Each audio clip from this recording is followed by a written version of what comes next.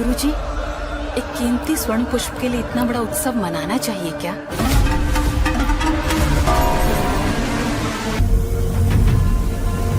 वो साधारण स्वर्ण पुष्प नहीं। मुझे इस काल वृक्ष के बंधन से मुक्त कर दो।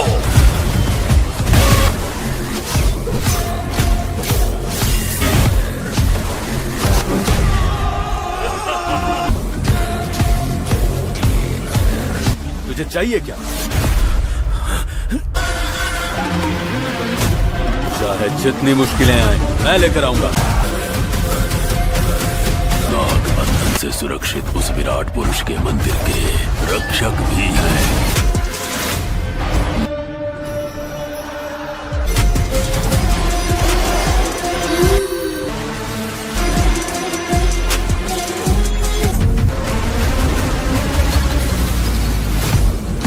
ब्रह्म कमल। अगर वो ब्रह्म कमल मेरे हाथ में हुआ तो कोई भी शक्ति मुझे रोक नहीं पाएगी। तो मैं इस दुनिया पर राज करने वाला राक्षस हूँ। ब्रह्म कमली ना?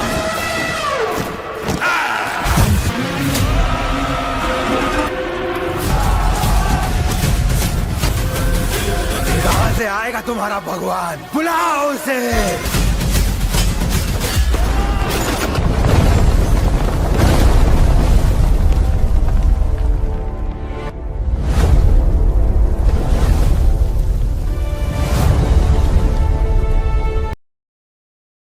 नमस्कार दोस्तों, आज हम लेकर आए हैं साल 2026 की एक grand pan Indian mythological action adventure film Nagabandham the secret treasure का कंप्लीट रिव्यू और फुल मूवी एक्सप्लेनेशन।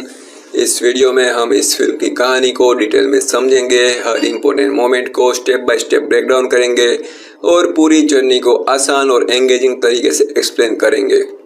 अगर आप mythology, hidden mysteries, ancient secrets और एडवेंचरस से भरी कहानियाँ पसंद करते हैं तो ये वीडियो आपके लिए बहुत ही इंटरेस्टिंग होने वाली है। इसीलिए वीडियो को एंड तक जरूर देखिए क्योंकि हम कहानी के हर इम्पोर्टेंट पार्ट्स को डिटेल में कवर करने वाले हैं।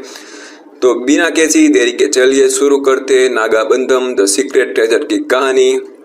नागाबंधम द सीक्रेट ट्रेजर एक 2026 की pan Indian mythological action adventure film है जिसे अभिषेक नामा ने लिखा है और डायरेक्ट किया है। फिल्म में विराट, कर्णा, नाभा नातेश और ऐश्वर्या मेनन लीड रोल में नजर आते हैं। इस फिल्म की कहानी एक ऐसे वॉरियर के इर्द गिर्द घूमती है जिसका जीवन एक बहुत ही बड़े और पवित्र मिशन से जुड़ा हुआ है।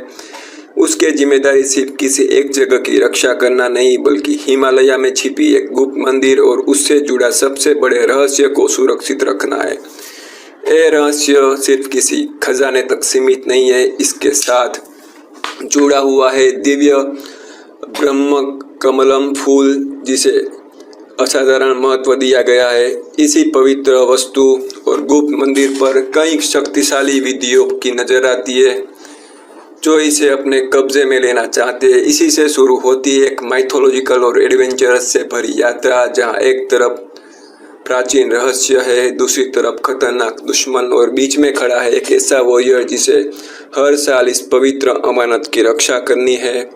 अब कहानी किस तरह आगे बढ़ती है, वॉरियर का असली सफर कैसे शुरू होता है और उसके सामने कौन कौन सी चुनौतियां आती है, सब हम स्टेप बाय स्टेप मूवी के हर पार्ट के साथ डिटेल में समझेंगे। मूवी का नाम नागाबंधम द सीक्रेट ट्रेजर है। लीड कास्ट में विराट, कर्णा, नाभा नतेश है। ये फिल्म 3 जुलाई 2026 को वर्ल्ड वाइड थिएटर में रिलीज हुई थी। अब तक हमने फिल्म के बेसिक इंट्रोडक्शन और कास्ट क्रू जान लिया है। असली कहानी शुरू होती है। हम मूवी का हर सीन को स्टेप बाय स्टेप डिटेल में समझेंगे ताकि पूरी स्टोरी का हर इम्पोर्टेंट मोमेंट आसानी से समझ आ सके। तो जैसे कि हमने बात की, नागाबंधम की कहानी एक रहस्यमयी और दिव्य हिमालय टेम्पल के इर्द गिर्द घूमती है। ये कोई सामान्य मंदिर नहीं है बल्कि एक प्राचीन स्थल है जो सदियों से एक शक्तिशाली नागाबंधम सील के द्वारा सुरक्षित रखा गया है। इस सील के अंदर एक गुप्त दिव्य खजाना और अपार शक्ति छुपी हुई है जिसे हर किसी के लिए पाना या देखना संभव नहीं है, लेकिन हर बड़े रहस्य की तरह इस रहस्य पर भी कुछ ऐसे लोगों की नज़र पड़ चुकी है जो इस दिव्य शक्ति को अपने कब्जे में लेना चाहते हैं। उसका असली लक्ष्य है पवित्र ब्रह्म कमलम फूल को हासिल करना। इसी दिव्य फूल की मदद से नागाबंधम के बंद दरवाजे को खोला जा सकता है और उस गुप्त शक्ति तक पहुंचने का रास्ता मिल सकता है। इसी वजह से फिल्म का सबसे बड़ा संघर्ष शुरू होता है। एक तरफ वो लोग हैं जो किसी भी कीमत पर ब्रह्म कमलम को हासिल करके उस रहस्य को अपने अधिकार में लेना चाहते हैं। दूसरी तरफ एक ऐसा स्थानीय रक्षक खड़ा है जो इस पवित्र स्थल और उससे जुड़े रहस्य की रक्षा को अपना कर्तव्य मानता है। यहीं से फिल्म का असली थीम सामने आता है। कहानी सिर्फ एक खजाने की तलाश तक सीमित नहीं रहती, बल्कि प्राचीन रहस्यों की सुरक्षा, पवित्र शक्तियों की सुरक्षा और उन लोगों के बीच टकराव को दिखाती है जो अलग अलग उद्देश्यों के साथ उस दिव्य शक्ति तक पहुंचना चाहते हैं। फिल्म को पैन इंडियन स्केल पर रिलीज किया गया है और इसे तेलुगु, हिंदी, तमिल, कन्नड़ा और मलयालम भाषाओं में थिएटिकल रिलीज मिला है, जिससे इस माइथोलॉजिकल एडवेंचर्स को देश के अलग अलग दर्शकों तक पहुंचाया गया है। अब तक हमने सिर्फ फिल्म की दुनिया, उसके सेंट्रल कॉन्फ्लिक्ट्स और कहानी के बुनियाद को समझा है। इसके बाद से हम मूवी की एक्चुअल स्टोरी को सीन बाय सीन और डिटेल में एक्सप्लेन करना शुरू करेंगे। स्टोरी शुरू करने से पहले अगर फिल्म को एक रिव्यू के नज़रिए से देखा जाए तो नागाबंधम एक बहुत ही ambitious mythological action adventure film बनने की कोशिश करती है। इस फिल्म का सबसे बड़ा हाईलाइट इसका कॉन्सेप्ट है, जो भारतीय पुराणस और इतिहास से प्रेरित एक फैंटेसी एडवेंचर को बड़े स्केल पर पेश करने की कोशिश करता है। फिल्म की कहानी दो पवित्र दिव्य रेलिक्स और एक छिपे हुए रहस्यमय गेटवे की तलाश के आसपास अपना फाउंडेशन तैयार करती है। शुरुआत से मूवी एक ऐसी दुनिया क्रिएट करने की कोशिश करती है जहां माइथोलॉजी, हिडन मिस्ट्रीज और एंशिएंट सीक्रेट्स मिलकर एक ग्रैंड एडवेंचर का इतिहास देते हैं। कॉन्सेप्ट को देखकर लगता है कि फिल्म एक बड़े सिनेमैटिक एक्सपीरियंस की तरफ बढ़ रही है। विजुअल स्केल और ग्रैंड प्रेजेंटेशंस को भी काफ़ी इम्पोर्टेंस दी गई है। फिल्म अपनी माइथोलॉजिकल दुनिया को बड़े कैनवास पर देखने की कोशिश करती है, जिससे इसका ओवरऑल विजन काफ़ी एम्बिशियस महसूस होता है। लेकिन सिर्फ एक बड़ा कॉन्सेप्ट और ग्रैंड विजन ही किसी फिल्म को पूरी तरह सफल नहीं बना देते। रिव्यू के हिसाब से फिल्म की सबसे बड़ी कमजोरी उसकी राइटिंग बताई गई है। कहानी का फाउंडेशन इंटरेस्टिंग होने के बाद भी उसका एग्जीक्यूशन हर जगह उतना मजबूत नजर नहीं आता है। कई जगहों पर स्क्रीन प्ले और स्टोरी टेलिंग उस इम्पैक्ट को क्रिएट नहीं कर पाती जिसकी इस तरह के कॉन्सेप्ट से उम्मीद की जा रही थी। इसी के साथ इमोशनल स्टेक्स भी उतनी गहराई से एस्टैब्लिश नहीं हो पाते। कहानी, कॉन्फ्लिक्ट्स और सिचुएशंस के स्केल बड़ा जरूर है, लेकिन इमोशनल कनेक्शन हर वक्त उतना स्ट्रॉन्ग महसूस नहीं होता है। इसी वजह से कुछ इंपॉर्टेंट मोमेंट्स अपना पूरा असर छोड़ने में कमज़ोर पड़ जाते हैं। फिर भी एक बात फिल्म के पक्ष में जरूर जाती है। आज के दौर में बहुत कम फिल्म मेकर्स भारतीय पुराणस और इतिहास से प्रेरित एक फैंटेसी एडवेंचर को इतने बड़े स्केल पर पेश करने का रिस्क लेते हैं। इसीलिए सिर्फ एक तरह की कहानी को स्क्रीन पर लाने की एम्बिशियस अपने आप में सराहने लायक मानी जा सकती है। अगर सिर्फ कॉन्सेप्ट की बात करें तो नागाबंधम द सीक्रेट ट्रेजर का पास एक एक्साइटिंग माइथोलॉजिकल एडवेंचर बनने के लिए जरूरी इंग्रेडिएंट्स मौजूद दिखाई देते हैं, लेकिन रिव्यू के अनुसार एग्जीक्यूशन हर जगह उस एम्बिशियस के साथ नहीं दे पाती। इसीलिए फिल्म की सोच और उसका विजन काफ़ी इंटरेस्टिंग और काफ़ी बड़ा नज़र आता है, लेकिन फाइनल प्रेजेंटेशन उस पोटेंशियल को पूरी तरह रियलाइज नहीं कर पाती है। इसके बावजूद इतने बड़े और अलग कॉन्सेप्ट पर काम करने की हिम्मत फिल्म को एक बहुत अलग ही पहचान जरूर देती है, लेकिन सिर्फ एम्बिशियस के सहारे कोई फिल्म अपनी हर कमी को पूरा नहीं कर पाती और आखिरकार उसकी सफलता का फैसला उसकी स्टोरी टेलिंग और एग्जीक्यूशन ही करते हैं। जैसे जैसे फिल्म आगे बढ़ती है, एक बार धीरे धीरे साफ होने लगती है कि इसका विजन और उसके एग्जीक्यूशन से काफ़ी बड़ा है। रिव्यू के अनुसार फिल्म के पास एक जेन्युइनली कॉम्पेलिंग और इंटरेस्टिंग स्टोरी का फाउंडेशन मौजूद था, लेकिन डायरेक्शन और स्क्रीन प्ले उस पोटेंशियल को पूरी तरह स्क्रीन पर लाने में सफल नहीं हो पाते। सबसे बड़ी दिक्कत ये महसूस होती कि कहानी का स्केल और उसकी प्रेजेंटेशंस के बीच बैलेंस बना हुआ नजर नहीं आता। फिल्म कई जगहों पर अपने ग्रैंड विजन पर इतना भरोसा करती है कि स्टोरी टेलिंग की पेसिंग और स्क्रीन प्ले की कंसिस्टेंसी पीछे छूट जाती है। इसी वजह से कहानी का इम्पैक्ट धीरे धीरे कम होने लगता है। रिव्यू में एक और इम्पोर्टेंट पॉइंट उठाया गया है कि फिल्म का लगभग 3 घंटे का रन टाइम भी इस प्रॉब्लम को और ज़्यादा महसूस करवाता है। इतनी लंबी ड्यूरेशंस के दौरान जब स्क्रीन पे लगातार उतनी मजबूत पकड़ नहीं बना पाता है तो कहानी की एनर्जी और ऑडियंस की एंगेजमेंट दोनों पर असर पड़ता है। नतीजा ये होता है कि फिल्म का एक्सपीरियंस उस इमोशनल या सिनेमेटिक पे ऑफ तक नहीं पहुंच पाता है जिसकी शुरुआत में उम्मीद की जा सकती थी। रिव्यू के हिसाब से सबसे ज़्यादा अफसोस इस बात का होता है कि फिल्म के अंदर एक अच्छी और एक्साइटिंग माइथोलॉजिकल एडवेंचर बनने की पूरी संभावनाएं मौजूद थी। कॉन्सेप्ट और आइडिया में दम था, लेकिन एग्जीक्यूशन उसी कॉन्सेप्ट के साथ न्याय नहीं कर पाता। इसी वजह से थिएटर से बाहर निकलते वक्त सबसे ज़्यादा जो एहसास रह जाता है वो किसी ग्रैंड सिनेमेटिक एक्सपीरियंस का नहीं बल्कि एक बड़े मिस्ड अपॉर्चुनिटी का होता है।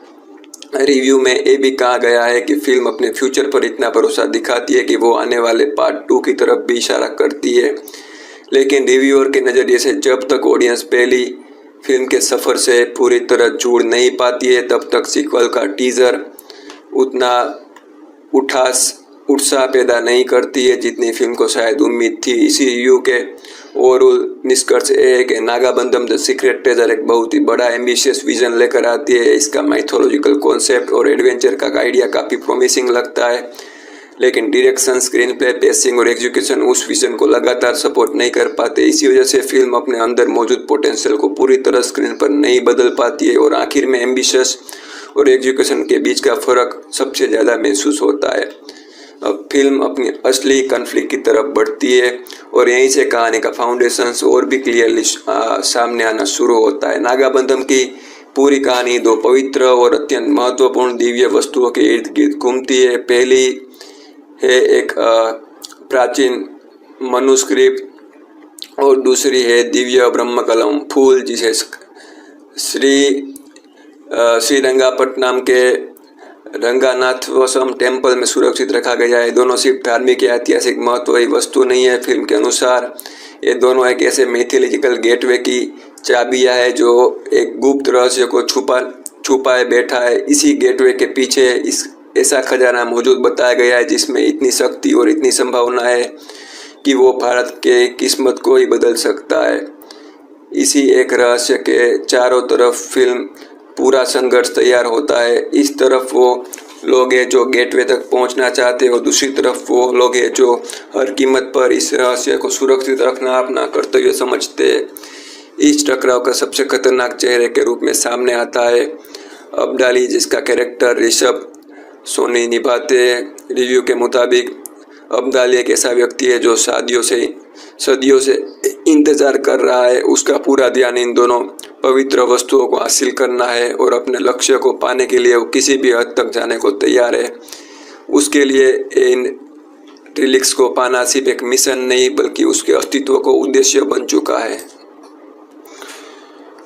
अब्दाली के सामने खड़ा है रुद्र, जिसका किरदार विराट कर्णा ने निभाया है। रुद्र की जिम्मेदारी बिल्कुल विपरीत है। जहां अब्दाली इन दोनों पवित्र वस्तुओं को अपने कब्जे में लेना चाहता है, वहीं रुद्र का एक ही लक्ष्य है हर हाल में इन्हें अब्दाली के हाथ लगने से रोकना। इसी जिम्मेदारी के साथ वो फिल्म के मुख्य रक्षक के रूप में सामने आता है और इन दोनों के बीच मौजूद है पार्वती, जिसका किरदार निभा नतेश निभाती है। फिल्म का रिव्यू बताता है कि कहानी का बड़ा हिस्सा तक पार्वती की असली नीयत को जानबूझकर स्पष्ट नहीं किया जा सकता है। उनके फैसले और उसके उद्देश्य लंबे समय तक रहस्य बने रहते हैं, जिसे कहानी में लगातार सस्पेंस बना रहता है और दर्शक उसके असली रोल को समझने की कोशिश करते रहते हैं। इसी तरह फिल्म अपने 3 केंद्रीय किरदारों को एक अलग ही रहस्य के अलग अलग पहलू से जोड़ देती है। एक तरफ अब्दाली का निर्दयी लक्ष्य, दूसरी तरफ रुद्र का सुरक्षा का संकल्प और तीसरी तरफ पार्वती का रहस्यमय सफ़र।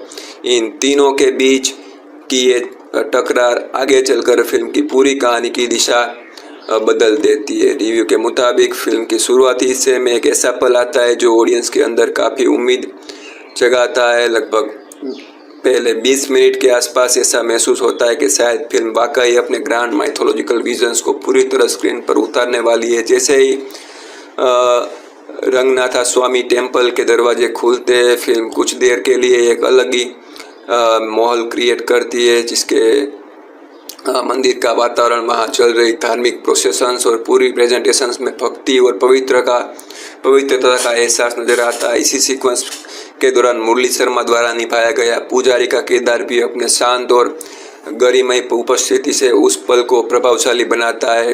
रिव्यू के अनुसार इस छोटे से सीक्वेंस में फिल्म अपनी पहली बार अपनी माइथोलॉजिकल दुनिया को किस तरह प्रेजेंट करती है कि ऑडियंस को लगता है कि कहानी एक बड़े और यादगार एडवेंचर की तरफ बढ़ेगी। कुछ ही देर के लिए फिल्म अपने एपिक एम्बिशंस को सच होता हुआ महसूस करवाती है, लेकिन रिव्यू के अनुसार एक ऐसा ज़्यादा देर तक नहीं टिक पाता है।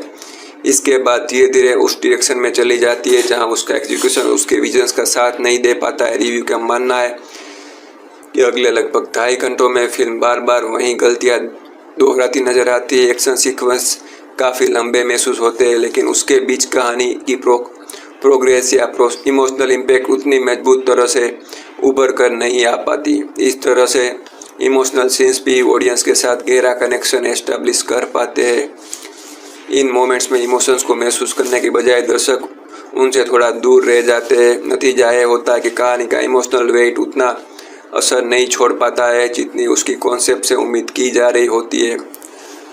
फिल्म लगभग 3 घंटे 9 मिनट के रन टाइम भी अनुभव को और ज़्यादा भारी बना देता है। जब स्क्रीन पे लगातार एंगेजिंग रिदम मेंटेन नहीं कर पाता है तो इतनी लंबी ड्यूरेशंस ऑडियंस के लिए और भी मुश्किल महसूस होने लगती है। एक समय के बाद दर्शक को ध्यान कहानी में छुपे प्राचीन रहस्यों या दिव्य खजाने की किस्मत से इस बात पर चला जाता है कि फिल्म कब अपने अंत तक पहुंचती है। इसी ऑब्जर्वेशंस के जरिए रिव्यूअर बताने की कोशिश करता है कि फिल्म का अगला सबसे बड़ा चैलेंज उसका कंसेप्ट नहीं बल्कि उस कॉन्सेप्ट को लगातार एंगेजिंग तरीके से पेश करना है। यानी शुरुआत फिल्म के लिए काफ़ी उम्मीद जगाती है, लेकिन रिव्यू के अनुसार जैसे जैसे कहानी आगे बढ़ती है वैसे वैसे उस शुरुआती भरोसे को स्क्रीन प्ले और एग्जीक्यूशन संभाल कर नहीं रख पाते। इसी वजह से एक प्रोमिसिंग बिगिनिंग के बाद फिल्म अपनी बनाई हुई एक्सपेक्टेशन को पूरी तरह फुलफिल नहीं कर पाती है। रिव्यू के अनुसार नागाबंधम द सीक्रेट ट्रेजर की सबसे बड़ी कमजोरी उसका कॉन्सेप्ट, माइथोलॉजी, विजुअल इफेक्ट्स या सिर्फ लंबा रन टाइम नहीं है। रिव्यू का मानना है कि फिल्म की असली दिक्कत उसके स्क्रीन प्ले और डायरेक्शन में नजर आती है। फिल्म के पास एक ऐसा कॉन्सेप्ट है जिसमें mythological mysteries, ancient relics, hidden gateway और हिस्टोरिकल एलिमेंट्स जैसे कई इंटरेस्टिंग आइडिया मौजूद है। इसीलिए बुनियादी कहानी में पोटेंशियल की कमी महसूस नहीं होती, लेकिन रिव्यू के हिसाब से इन सब आइडिया को जिस तरह स्क्रीन प्ले में पेश किया गया है वहीं फिल्म को कमज़ोर बना देता है। रिव्यू के अनुसार फिल्म लगातार नए नए कैरेक्टर्स को इंट्रोड्यूस करती रहती है। इसके साथ अलग अलग बैक स्टोरी, हिस्टोरिकल टाइमलाइंस और कई सब प्लॉट्स भी जोड़ दिए जाते हैं। पहली नज़र में सब कहानी को और ज़्यादा बड़ा ग्रांड बनाने की कोशिश लगती है, लेकिन दिक्कत तब सामने आती है जब इनमें से अधिकतर चीज़ों को ठीक से एक्सप्लोर या डेवलप नहीं किया जा सकता है। ऑडियंस को किसी कैरेक्टर के साथ इमोशनली जुड़ने का पूरा मौका नहीं मिल पाता है। किसी भी नए कैरेक्टर या उसका बैकग्राउंड को इतना समय नहीं दिया जाता है कि उसकी जर्नी दर्शकों के लिए यादगार या इमोशनली मीनिंगफुल बन सके। इसी वजह से कहानी में मौजूद कई लोग और उसकी कहानियाँ सिर्फ इन्फॉर्मेशन बनकर रह जाती है, इमोशनल एक्सपीरियंस नहीं बना पाती। इस तरह हिस्टोरिकल टाइमलाइंस और अलग अलग सब प्लॉट्स भी इंट्रोड्यूस किए जाते हैं, लेकिन इतनी गहराई से नहीं दिखाया जाता है कि उसका पूरा महत्व ऑडियंस तक पहुंच सके। नतीजा ये होता है कि कहानी का स्कोप को लगातार बढ़ता रहता है, लेकिन उसके इमोशनल पिलर्स उतने मजबूत नजर नहीं बन पाते हैं। रिव्यू में एक बहुत ही महत्वपूर्ण बात कही गई है कि फिल्म रिलेशनशिप को नेचुरली इवॉल्व होने के समय भी नहीं देती है। जहाँ कैरेक्टर्स के बीच इमोशनल कनेक्शन धीरे धीरे डेवलप होना चाहिए था, वहाँ स्क्रीन प्ले जल्दी एक्सपोजिंग के जरिए बहुत सारी जानकारी देकर तुरंत अगले बड़े सीक्वेंस की तरफ बढ़ जाता है। इसी पैटर्न की वजह से कहानी बार बार इमोशनल एंगेजमेंट खो देती है। जैसे ही ऑडियंस किसी कैरेक्टर या सिचुएशन को समझने लगती है, फिल्म उस मोमेंट्स को और एक्सप्लोर करने के बजाय सीधा एक नए एक्शन सीक्वेंस की तरफ चली जाती है। एक्शन सीन्स की कमी नहीं है, लेकिन उसके पीछे emotional buildup, strong character development उतना मजबूत नज़र नहीं बना पाता है। इसी वजह से एक्शंस या विजुअल स्केल को नज़र नहीं आता है, लेकिन उसका इमोशनल इम्पैक्ट उतना गहराई से महसूस नहीं होता है। कुल मिलाकर नागाबंधम की सबसे बड़ी चुनौती उसकी कहानी नहीं बल्कि कहानी को स्क्रीन पर पेश करने का तरीका है। स्क्रीन पे और डायरेक्शंस बार बार नए आइडिया जरूर लाते हैं, लेकिन उन्हें ठीक तरह से डेवलप करने का समय नहीं देते। इसी कारण फिल्म अपने बहुत इंटरेस्टिंग कॉन्सेप्ट या कैरेक्टर्स के बावजूद ऑडियंस के साथ उतना गहरा इमोशनल एस्टेब्लिश नहीं कर पाती है जितना उसके एम्बिशियस प्रीमाइस से उम्मीद की जा सकती थी। स्क्रीन प्ले की कमजोरी सिर्फ स्टोरी स्ट्रक्चर तक सीमित नहीं रहती बल्कि उसका असर डायलॉग्स पर भी साफ नज़र आता है। रिव्यूअर्स का मानना है कि फिल्म के कई डायलॉग्स बड़े और प्रभावशाली रखने की कोशिश करते हैं लेकिन उनके पीछे ज़रूरी इमोशनल बिल्डअप उतना मजबूत नहीं बन पाता है। रिव्यू में एक डायलॉग का उदाहरण दिया गया है कि जिसे रिव्यूअर्स काफ़ी कंट्रोवर्शियल और एजेंडा ड्रिवन मानते हैं। रिव्यू के अनुसार इस तरह की लाइन फिल्म में मौजूद है लेकिन रिव्यू इसके राजनीतिक पहलू पर चर्चा नहीं करता है। इसके बजाय ध्यान इस बात पर दिया गया है कि सिनेमैटिक नज़रिए से उस डायलॉग का इमोशनल प्रभाव रिव्यूअर्स को महसूस नहीं होता है। रिव्यू के हिसाब से किसी भी पावरफुल डायलॉग्स की असली ताकत सिर्फ उसके शब्दों में नहीं होती है, उसके पीछे की कैरेक्टर की जर्नी, उस पल का इमोशनल बिल्डअप और उस सिचुएशन की गहराई भी उतनी महत्वपूर्ण होती है। जब ये सब चीज़ें मजबूत तरीके से एस्टैब्लिश नहीं होती है तब इतने बड़े से बड़ा डायलॉग्स भी ऑडियंस पर वैसे असर नहीं छोड़ पाता है जैसा उसे छोड़ना चाहिए था। रिव्यू का मानना है कि इसी वजह से फिल्म कई इम्पोर्टेंट मोमेंट्स अपनी पूरी इमोशनल स्ट्रेंथ तक नहीं पहुंच पाते। स्क्रीन पर बड़े डायलॉग्स और ड्रामेटिक सिचुएशन जरूर नज़र आते हैं लेकिन उसके साथ ऑडियंस का इमोशनल कनेक्शन उतना गहरा नहीं बन पाता है। समस्या सिर्फ किसी एक सीन या एक डायलॉग्स तक सीमित नहीं रहती है बल्कि फिल्म के अधिकतर बड़े मोमेंट्स में यही पैटर्न बार बार देखने को मिलता है। कहानी कई जगहों पर ऑडियंस से एक स्ट्रॉन्ग इमोशनल रिस्पॉन्स की उम्मीद करती है लेकिन उस रिस्पॉन्स के लिए ज़रूरी इमोशनल फाउंडेशंस पहले से उतनी मजबूत तरह तैयार नहीं की गई होती है। इसी वजह से रिव्यूअर के नज़रिए से फिल्म के कई ड्रामेटिक और इम्पोर्टेंट सीक्वेंस देखने में ग्रैंड लगते हैं लेकिन उतना इमोशनल पे ऑफ उतना प्रभावशाली नहीं बन पाता है। और जब ऑडियंस किसी कैरेक्टर या उसके संघर्ष के साथ पूरी तरह जुड़ नहीं पाती तो बड़े डायलॉग्स और बड़े सिनेमैटिक मोमेंट्स भी अपना एक्सपेक्टेड इम्पैक्ट खो देते हैं। कुल मिलाकर रिव्यू का निष्कर्ष ये है कि नागाबंधम में डायलॉग्स राइटिंग की भी कमी नहीं दिखाई गई जो स्क्रीन पे नज़र आती है। फिल्म कई जगहों पर बड़े स्टेटमेंट्स और ड्रामेटिक मोमेंट्स को क्रिएट करती है लेकिन उसके पीछे मजबूत इमोशनल इन्वेस्टमेंट की कमी के कारण उसका सिनेमैटिक असर रिव्यूअर के हिसाब से कमज़ोर पड़ जाता है। फिल्म में एक ऐसा सीक्वेंस आता है जिसे कहानी का सबसे बड़ा इमोशनल टर्निंग पॉइंट बनना चाहिए था। ये सीक्वेंस रुद्र की बहन की शादी के दौरान घटित होने वाली एक बहुत ही दर्दनाक और विनाशकारी घटना से जुड़ा हुआ है। रिव्यू का मानना है कि अगर सिर्फ कॉन्सेप्ट को देखा जाए तो पूरा इंसिडेंट कहानी का सबसे इमोशनल और इम्पैक्टफुल मोमेंट बन सका था। इसी तरह की घटना नेचुरली कैरेक्टर्स की ज़िंदगी को बदल देने वाली, ऑडियंस को गहरा इमोशनल झटका देने वाली होनी चाहिए थी। सीक्वेंस की सबसे बड़ी कमी उस घटना में नहीं बल्कि उसके पहले की स्टोरी टेलिंग में थी। फिल्म इस ट्रेजेडी से पहले अपने कैरेक्टर्स को इतनी गहराई से एस्टैब्लिश ही नहीं करती कि ऑडियंस उसके साथ एक मजबूत इमोशनल रिश्ता बना सके। किसी भी बड़े इमोशनल सीन का असर तभी होता है जब दर्शक पहले से उन कैरेक्टर की ज़िंदगी, उसके रिश्तों और उसकी खुशियों से जुड़ चुके होते हैं। जब ऑडियंस को उन लोगों की अच्छी तरह समझने लगती है तब उसके साथ होने वाली कोई भी घटना अपने आप बहुत गहरा इमोशनल इम्पैक्ट छोड़ती है। नागाबंधम इस जरूरी इमोशनल फाउंडेशंस को पूरी तरह तैयार नहीं कर पाती। इसी वजह से जब ये दर्दनाक ट्रेजेडी स्क्रीन पर आती है तो उसका इमोशनल वेट उतना महसूस नहीं होता है जितना उस कॉन्सेप्ट से होना चाहिए था।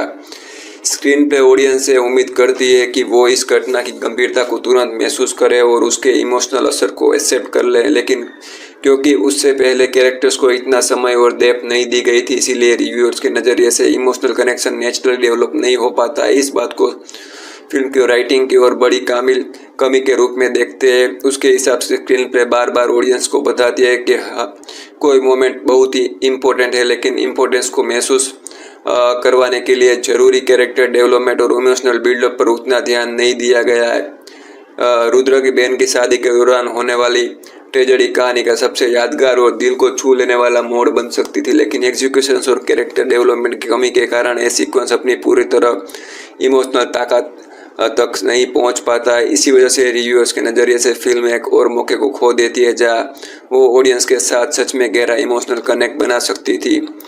समस्या सिर्फ फिल्म की शुरुआत या बीच के हिस्सों तक सीमित नहीं रहती बल्कि पूरे नैरेटिव में लगातार बनी रहती है। जैसे जैसे कहानी आगे बढ़ती है स्क्रीन पे बार बार ऐसे ड्रामेटिक मोमेंट्स क्रिएट करती है जिससे ऑडियंस से गहरा रिस्पॉन्स की उम्मीद होती है लेकिन उन मोमेंट्स के पीछे एक जरूरी ग्राउंड वर्क उतनी मजबूत तरह से तैयार नहीं किया गया है। फिल्म के कई कैरेक्टर्स की मोटिवेशंस भी पूरी तरह डेवलप नहीं की गई। कहानी बताती जरूर है कि अलग अलग कैरेक्टर्स क्या कर रहे हैं, लेकिन यह हमेशा इतना स्पष्ट तरह नहीं दिखा पाती है कि वो ऐसा क्यों कर रहे हैं। इसी वजह से कई फैसले और एक्शन स्क्रीन पर नेचुरल प्रोसेसिंग की तरह नहीं बल्कि स्क्रीन प्ले की जरूरत की तरह महसूस होते हैं।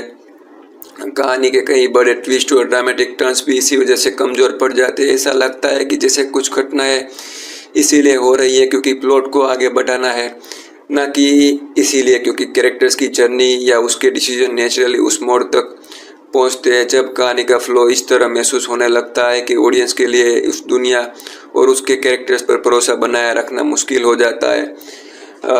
अनुराग अनसुया भारद्वाज के कैरेक्टर का भी जिक्र किया है। उसके कैरेक्टर्स में एक महत्वपूर्ण बदलाव दिखाया जाता है, लेकिन उस ट्रांसफॉर्मेशन तक पहुंचने वाली इमोशनल या नैरेटिव जर्नी को उतनी डिटेल में एस्टैब्लिश नहीं किया गया। इस कारण रिव्यूअर्स के हिसाब से उसका कैरेक्टर आर्क पूरी तरह अर्न या कन्विंसिंग महसूस नहीं हो पाता है। इसी के साथ ये भी कहा गया है कि फिल्म में कई सपोर्टिंग विलन्स और भी नजर आते हैं। एक कैरेक्टर्स कहानी में आते हैं और कुछ समय बाद बिना कोई गहरा या यादगार प्रभाव छोड़े चले जाते हैं। रिव्यूज़ के मुताबिक इनमें से कई एंटागोनिस्ट या योगदान कहानी को और गहरा बनाने के बजाय रन टाइम को लंबा करने जैसा महसूस होता है।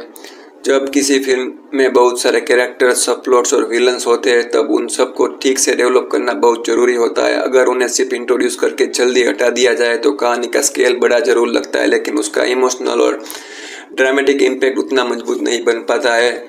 नागाबंधम बार बार अपने एम्बिशियस सेटअप से पीछे रह जाती है। फिल्म की दुनिया, माइथोलॉजी और कॉन्सेप्ट काफ़ी बड़े और दिलचस्प नज़र आते हैं, लेकिन कैरेक्टर्स की मोटिवेशंस, उसके इमोशनल आर्क्स और ड्रामेटिक डेवलपमेंट को उतनी गहराई से नहीं दिखाया जाता है। नतीजा यह होता है कि कहानी में होने वाले कई बड़े मोड और कैरेक्टर ट्रांसफॉर्मेशन ऑडियंस के लिए पूरी तरह नेचुरल या सेटिस्फाइंग महसूस नहीं होते।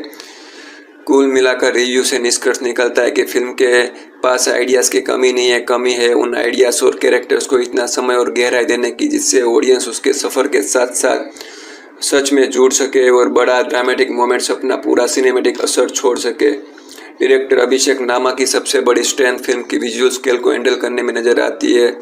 फिल्म के कई सीक्वेंस ये दिखाते हैं कि डायरेक्टर ग्रैंड प्रेजेंटेशन और बड़े सिनेमेटिक कैनवास को समझते हैं। इलाबोरेट सेट्स, माइथोलॉजिकल एटमॉस्फेयर और विजुअल स्पेक्टेकल को स्क्रीन पर लाने में टेक्निकल कॉन्फिडेंस साफ दिखाई देता है। फिल्म कई जगहों पर अपनी पूरी दुनिया को काफ़ी भव्य तरीके से प्रेजेंट करती है। बड़े लोकेशंस, ग्रैंड सेट्स और माइथोलॉजिकल एनवायरनमेंट मिलकर एक विजुअली रिच एक्सपीरियंस क्रिएट करने की कोशिश करते हैं। इसी वजह से प्रेजेंटेशन का लेवल पर फिल्म के एम्बिशियस की कमी बिल्कुल नहीं है, लेकिन दिक्कत तब शुरू होती है जब इन विजुअल्स को एक मजबूत इमोशनल ड्रामा में बदलने की बारी आती है। सिर्फ बड़े सेट्स और इम्प्रेसिव विजुअल्स की किसी सीन्स को यादगार नहीं बना पाते जब तक उन विजुअल के साथ strong story telling, emotional buildup और कैरेक्टर्स की जर्नी नहीं जुड़ी होती है, तब तक उसका सिनेमेटिक इम्पैक्ट अधूरा रह जाता है। इसी वजह से फिल्म के कई इमोशनल सीन्स अचानक स्क्रीन पर आ जाते हैं।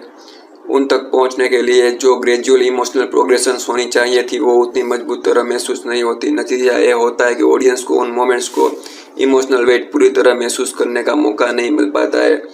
रिव्यूअर ने फ्लैशबैक्स में और बड़े रिविलेशंस का भी जिक्र किया है। इन इम्पोर्टेंट नैरेटिव मोमेंट्स में ट्रांजिशंस में बहुत ज़रूरी रिदम और बिल्डअप की कमी नज़र आती है। कहानी एक बड़े खुलासे या फ्लैशबैक की तरफ बढ़ती जरूर है, लेकिन उस तक पहुंचने का सिनेमेटिक फ्लो उतना नेचुरल और इम्पैक्टफुल नहीं बन पाता। इसी पैटर्न की वजह से फिल्म बार बार ऐसे मोमेंट्स क्रिएट करती है जो पेपर पर बहुत बड़े और यादगार लगते हैं, लेकिन स्क्रीन पर उन्हें जिस ड्रामेटिक इंटेंसिटी और इमोशनल वेट की ज़रूर होती है, रिव्यू के मुताबिक वो पूरी तरह एस्टेब्लिश नहीं हो पाती है। एपिक सेट्स पीस देखने में भव्य जरूर लगते हैं, लेकिन उसका असर उतनी देर तक नहीं टिकता जितनी उम्मीद की जा सकती है। इसका कारण विजुअल्स की क्वालिटी नहीं बल्कि उसके पीछे मौजूद ड्रामेटिक स्टेगिंग और इमोशनल एग्जीक्यूशन को बताया गया है।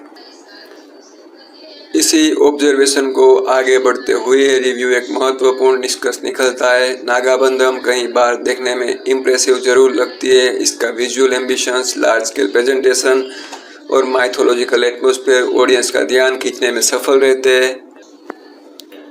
फिल्म उस स्टेज तक नहीं पहुंच पाती जहां ए विजुअल ऑडियंस को इमोशनल रूप से भी अपने साथ जोड़ सके। इसी वजह से फिल्म अक्सर आंखों को प्रभावित करती है लेकिन दिल पर उतना गहरा असर नहीं छोड़ पाती है। कुल मिलाकर डायरेक्टर की टेक्निकल एम्बिशियस और विजुअल इमेजिनेशन फिल्म की सबसे बड़ी स्ट्रेंथ में से एक है, लेकिन जब बात emotional story telling, dramatic rhythm और इम्पैक्टफुल स्टेजिंग की आती है तो वहीं आगे जगह है जहां फिल्म अपने ग्रैंड विजन से पीछे रह जाती है। इसका कारण विजुअली इम्प्रेसिव माइथोलॉजिकल एडवेंचर होने के बावजूद फिल्म पूरी तरह इमोशनली एंगेजिंग सिनेमैटिक एक्सपीरियंस नहीं बन पाती है। नागाबंधम में एक्शन और वायलेंस को काफ़ी ज़्यादा इम्पोर्टेंस दी गई है। फिल्म के कई बड़े एक्शन सीक्वेंस मौजूद है लेकिन इनमें से काफ़ी हिस्सा कहानी की ज़रूरत से ज़्यादा महसूस होता है। एक्शन का इस्तेमाल तब सबसे प्रभावशाली होता है जब वो स्टोरी और कैरेक्टर्स के इमोशनल कॉन्फ्लिक्ट को और मजबूत बनाए, लेकिन फिल्म में कई जगहों पर एक्शन का स्केल तो बड़ा नज़र आता है पर उसके पीछे उतना मजबूत ड्रामेटिक पर्पस महसूस नहीं होता है। फिल्म के कई एक्शन सीक्वेंस की प्रेजेंटेशंस एक ऐसे सिनेमैटिक स्टाइल की याद दिलाती है जो डायरेक्टर बोया पत्रिसिनो की फिल्मों में अक्सर देखने को मिलती है। विजुअल के हिसाब से यहाँ भी लाउड प्रेजेंटेशन, एग्जैगरेटेड एक्शन और बड़े विजुअल मोमेंट्स पर काफ़ी जोर दिया गया है, लेकिन सिर्फ एक्शंस को बड़ा और ज़्यादा शोर शराबे वाला बना देना हमेशा उस सीन को और इंगेजिंग नहीं बना पाता है। जब एक्शन के साथ सस्पेंस, टेंशन और इमोशनल स्टेक्स मजबूत ना हो तब उसका सिनेमैटिक इम्पैक्ट धीरे धीरे कम होने लगता है। इसी वजह से फिल्म कई बार जेन्युइन टेंशन क्रिएट नहीं करने के बजाय विजुअल स्पेक्टेकल और ज़्यादा भरोसा करती हुई नज़र आती है। बड़े एक्सप्लोजन्स, ग्रैंड कन्फ्रंटेशंस और over the top notions action moment screen पर इम्प्रेसिव दिखते जरूर है लेकिन ऑडियंस को उतनी इमोशनल और ड्रामेटिक इंटेंसिटी महसूस नहीं करवा पाते हैं।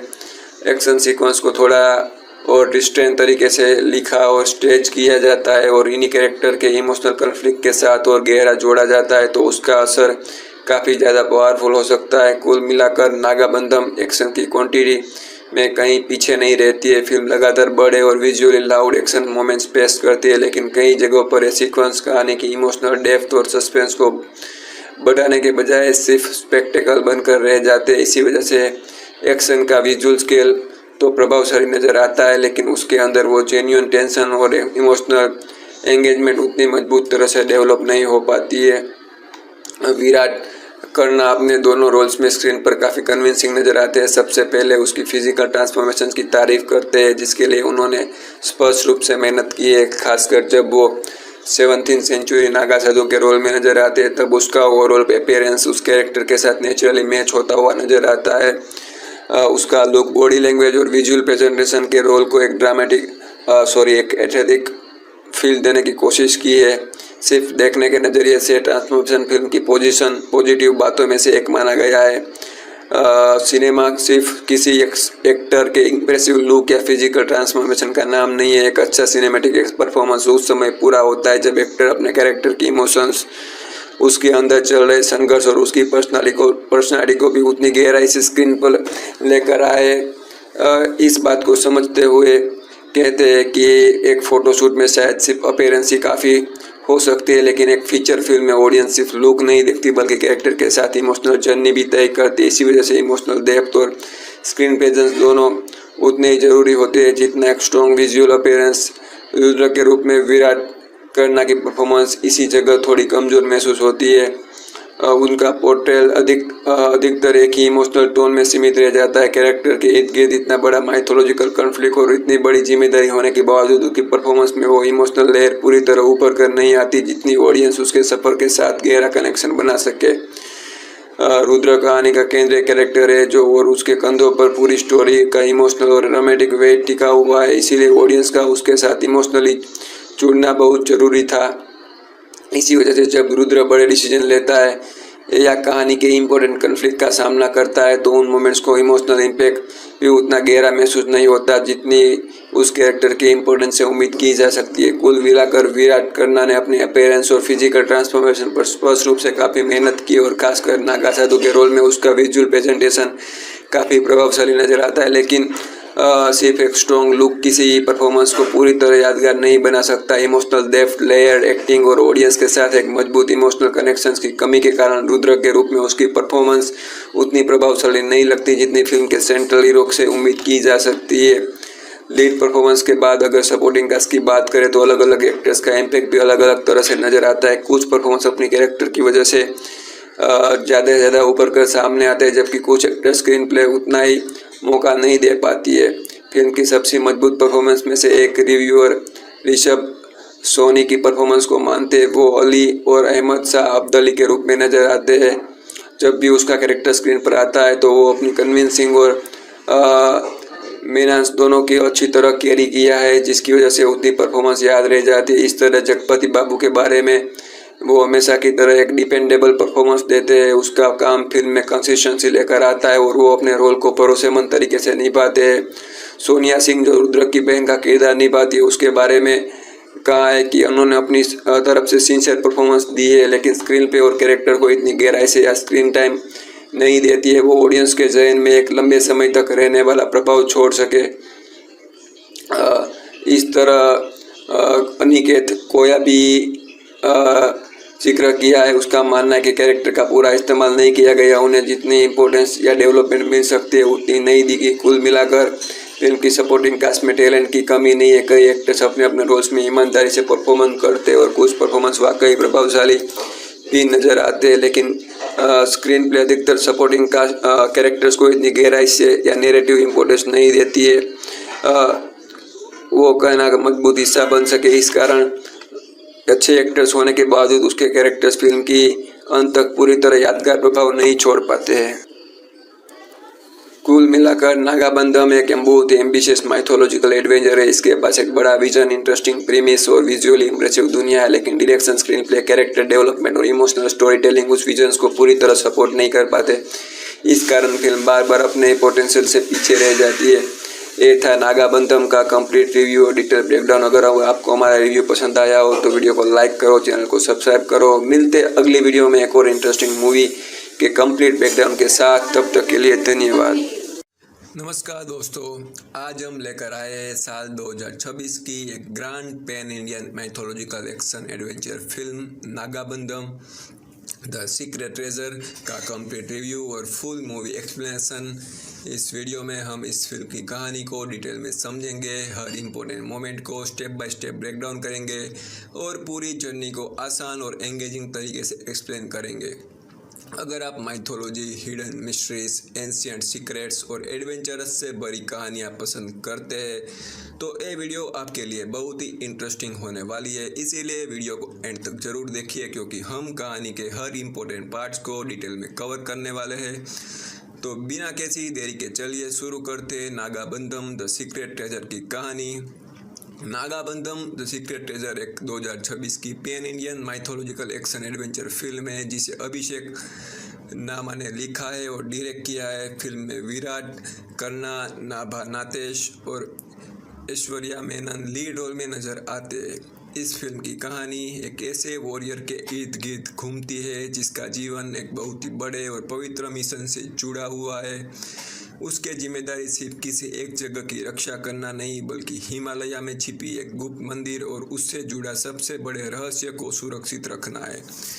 ये रहस्य सिर्फ किसी खजाने तक सीमित नहीं है, इसके साथ जुड़ा हुआ है दिव्य ब्रह्म कमलम फूल, जिसे असाधारण महत्व दिया गया है। इसी पवित्र वस्तु और गुप्त मंदिर पर कई शक्तिशाली विधियों की नज़र आती है जो इसे अपने कब्जे में लेना चाहते हैं। इसी से शुरू होती है एक माइथोलॉजिकल और एडवेंचरस से भरी यात्रा, जहां एक तरफ प्राचीन रहस्य है, दूसरी तरफ खतरनाक दुश्मन और बीच में खड़ा है एक ऐसा वॉरियर जिसे हर साल इस पवित्र अमानत की रक्षा करनी है।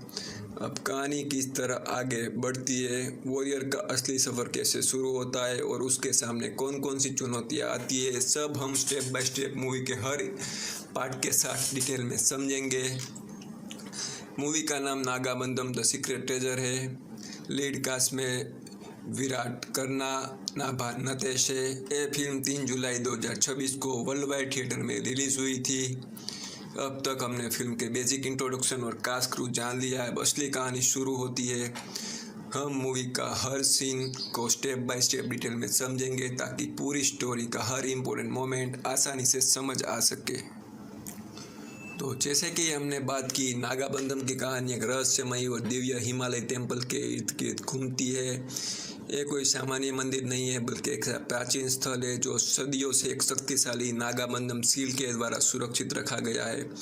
इस सील के अंदर एक गुप्त दिव्य खजाना और अपार शक्ति छुपी हुई है जिसे हर किसी के लिए पाना या देखना संभव नहीं है। लेकिन हर बड़े रहस्य की तरह इस रहस्य पर भी कुछ ऐसे लोगों की नज़र पड़ चुकी है जो इस दिव्य शक्ति को अपने कब्जे में लेना चाहते हैं। उसका असली लक्ष्य है पवित्र ब्रह्म कमलम फूल को हासिल करना। इसी दिव्य फूल की मदद से नागाबंधम के बंद दरवाजे को खोला जा सकता है और उस गुप्त शक्ति तक पहुंचने का रास्ता मिल सकता है। इसी वजह से फिल्म का सबसे बड़ा संघर्ष शुरू होता है। एक तरफ वो लोग हैं जो किसी भी कीमत पर ब्रह्म कमलम को हासिल करके उस रहस्य को अपने अधिकार में लेना चाहते हैं। दूसरी तरफ एक ऐसा स्थानीय रक्षक खड़ा है जो इस पवित्र स्थल और उससे जुड़े रहस्य की रक्षा को अपना कर्तव्य मानता है। यहीं से फिल्म का असली थीम सामने आता है। कहानी सिर्फ एक खजाने की तलाश तक सीमित नहीं रहती बल्कि प्राचीन रहस्यों की सुरक्षा, पवित्र शक्तियों की रक्षा और उन लोगों के बीच टकराव को दिखाती है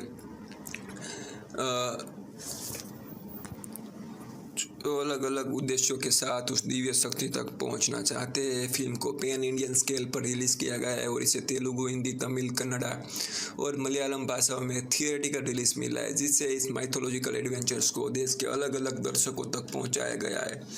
अब तक हमने सिर्फ फिल्म की दुनिया, उसके सेंट्रल कॉन्फ्लिक्ट्स और कहानी के बुनियाद को समझा है। इसके बाद से हम मूवी की एक्चुअल स्टोरी को सीन बाय सीन और डिटेल में एक्सप्लेन करना शुरू करेंगे। स्टोरी शुरू करने से पहले अगर फिल्म को एक रिव्यू के नज़रिए से देखा जाए तो नागाबंधम एक बहुत ही ambitious mythological action adventure film बनने की कोशिश करती है। इस फिल्म का सबसे बड़ा हाईलाइट इसका कॉन्सेप्ट है जो भारतीय पुराणस और इतिहास से प्रेरित एक फैंटेसी एडवेंचर को बड़े स्केल पर पेश करने की कोशिश करता है। फिल्म की कहानी दो पवित्र दिव्य हेलिक्स और एक छिपे हुए रहस्यमय गेटवे की तलाश के आसपास अपना फाउंडेशन तैयार करती है। शुरुआत से मूवी एक ऐसी दुनिया क्रिएट करने की कोशिश करती है जहां माइथोलॉजी, हिडन मिस्ट्रीज और एंशिएंट सीक्रेट्स मिलकर एक ग्रैंड एडवेंचर का इतिहास देते हैं। कॉन्सेप्ट को देखकर लगता है कि फिल्म एक बड़े सिनेमैटिक एक्सपीरियंस की तरफ बढ़ रही है। विजुअल स्केल और ग्रैंड प्रेजेंटेशंस को भी काफ़ी इम्पोर्टेंस दी गई है। फिल्म अपनी माइथोलॉजिकल दुनिया को बड़े कैनवास पर देखने की कोशिश करती है जिससे इसका ओवरऑल विज़न काफ़ी एम्बिशियस महसूस होता है। लेकिन सिर्फ एक बड़ा कॉन्सेप्ट और ग्रैंड विज़न ही किसी फिल्म को पूरी तरह सफल नहीं बना देते। रिव्यू के हिसाब से फिल्म की सबसे बड़ी कमजोरी उसकी राइटिंग बताई गई है। कहानी का फाउंडेशन इंटरेस्टिंग होने के बाद भी उसका एग्जीक्यूशन हर जगह उतना मजबूत नज़र नहीं आता है। कई जगहों पर स्क्रीन प्ले और स्टोरी टेलिंग उस इम्पैक्ट को क्रिएट नहीं कर पाती जिसकी इस तरह के कॉन्सेप्ट से उम्मीद की जा रही थी। इसी के साथ इमोशनल स्टेक्स भी उतनी गहराई से एस्टैब्लिश नहीं हो पाते। कहानी, कॉन्फ्लिक्ट्स और सिचुएशंस के स्केल बड़ा ज़रूर है लेकिन इमोशनल कनेक्शन हर वक्त उतना स्ट्रॉन्ग महसूस नहीं होता है। इसी वजह से कुछ इंपॉर्टेंट मोमेंट्स अपना पूरा असर छोड़ने में कमज़ोर पड़ जाते हैं। फिर भी एक बात फिल्म के पक्ष में ज़रूर जाती है। आज के दौर में बहुत कम फिल्म मेकर्स भारतीय पुराणस और इतिहास से प्रेरित एक फैंटेसी एडवेंचर को इतने बड़े स्केल पर पेश करने का रिस्क लेते हैं। इसीलिए सिर्फ एक तरह की कहानी को स्क्रीन पर लाने की एम्बिशियस अपने आप में सराहने लायक मानी जा सकती है। अगर सिर्फ कॉन्सेप्ट की बात करें तो नागाबंधम द सीक्रेट ट्रेजर का पास एक एक्साइटिंग माइथोलॉजिकल एडवेंचर बनने के लिए ज़रूरी इंग्रेडिएंट्स मौजूद दिखाई देते हैं, लेकिन रिव्यू के अनुसार एग्जीक्यूशन हर जगह उस एम्बिशियस के साथ नहीं दे पाती। इसीलिए फिल्म की सोच और उसका विजन काफ़ी इंटरेस्टिंग और काफ़ी बड़ा नज़र आता है लेकिन फाइनल प्रेजेंटेशन उस पोटेंशियल को पूरी तरह रियलाइज़ नहीं कर पाती है।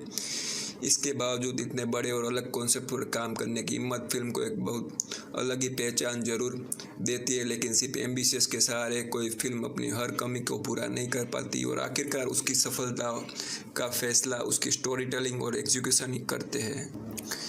जैसे जैसे फिल्म आगे बढ़ती है एक बार धीरे धीरे साफ होने लगती है कि इसका विजन और उसके एग्जीक्यूशन से काफ़ी बड़ा है। रिव्यू के अनुसार फिल्म के पास एक जेन्युइनली कॉम्पेलिंग और इंटरेस्टिंग स्टोरी का फाउंडेशन मौजूद था, लेकिन डायरेक्शन और स्क्रीन प्ले उस पोटेंशियल को पूरी तरह स्क्रीन पर लाने में सफल नहीं हो पाते। सबसे बड़ी दिक्कत ये महसूस होती कि कहानी का स्केल और उसकी प्रेजेंटेशंस के बीच बैलेंस बना हुआ नज़र नहीं आता। फिल्म कई जगहों पर अपने ग्रैंड विजन पर इतना भरोसा करती है कि स्टोरी टेलिंग की पेसिंग और स्क्रीन प्ले की कंसिस्टेंसी पीछे छूट जाती है। इसी वजह से कहानी का इम्पैक्ट धीरे धीरे कम होने लगता है। रिव्यू में एक और इम्पोर्टेंट पॉइंट उठाया गया है कि फिल्म का लगभग 3 घंटे का रन टाइम भी इस प्रॉब्लम को और ज़्यादा महसूस करवाता है। इतनी लंबी ड्यूरेशंस के दौरान जब स्क्रीन पे लगातार उतनी मजबूत पकड़ नहीं बना पाता है तो कहानी की एनर्जी और ऑडियंस की एंगेजमेंट दोनों पर असर पड़ता है।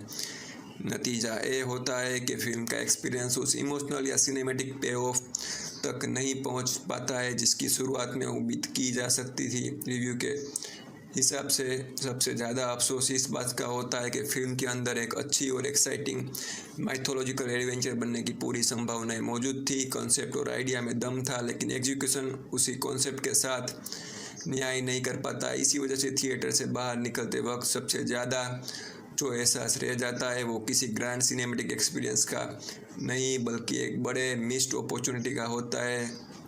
रिव्यू में ये भी कहा गया है कि फिल्म अपने फ्यूचर पर इतना भरोसा दिखाती है कि वो आने वाले पार्ट 2 की तरफ भी इशारा करती है, लेकिन रिव्यूअर के नज़रिए से जब तक ऑडियंस पहली फिल्म के सफ़र से पूरी तरह जुड़ नहीं पाती है तब तक सीक्वल का टीज़र उतना उत्साह पैदा नहीं करती है जितनी फिल्म को शायद उम्मीद थी। इसी रिव्यू के ओवरऑल निष्कर्ष ये है कि नागाबंधम द सीक्रेट ट्रेजर एक बहुत ही बड़ा एम्बिशियस विजन लेकर आती है। इसका माइथोलॉजिकल कॉन्सेप्ट और एडवेंचर का आइडिया काफ़ी प्रॉमिसिंग लगता है, लेकिन डायरेक्शन, स्क्रीन प्ले, पेसिंग और एग्जीक्यूशन उस विजन को लगातार सपोर्ट नहीं कर पाते। इसी वजह से फिल्म अपने अंदर मौजूद पोटेंशियल को पूरी तरह स्क्रीन पर नहीं बदल पाती है और आखिर में एम्बिशियस और एग्जीक्यूशन के बीच का फ़र्क सबसे ज़्यादा महसूस होता है।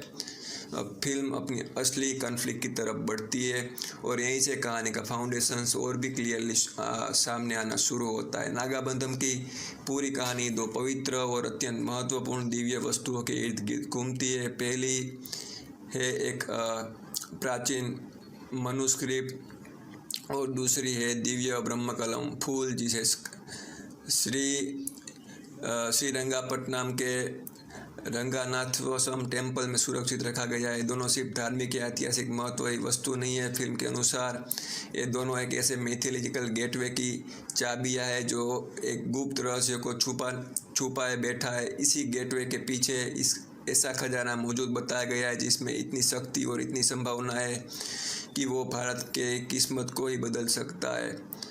इसी एक रहस्य के चारों तरफ फिल्म पूरा संघर्ष तैयार होता है। इस तरफ वो लोग हैं जो गेटवे तक पहुंचना चाहते हैं और दूसरी तरफ वो लोग हैं जो हर कीमत पर इस रहस्य को सुरक्षित रखना अपना कर्तव्य समझते हैं।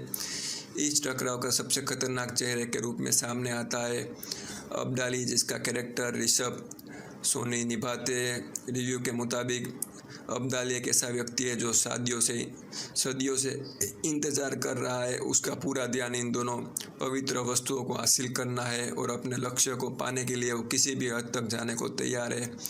उसके लिए इन रिलिक्स को पाना सिर्फ एक मिशन नहीं बल्कि उसके अस्तित्व को उद्देश्य बन चुका है। अब्दाली के सामने खड़ा है रुद्र, जिसका किरदार विराट कर्णा ने निभाया है।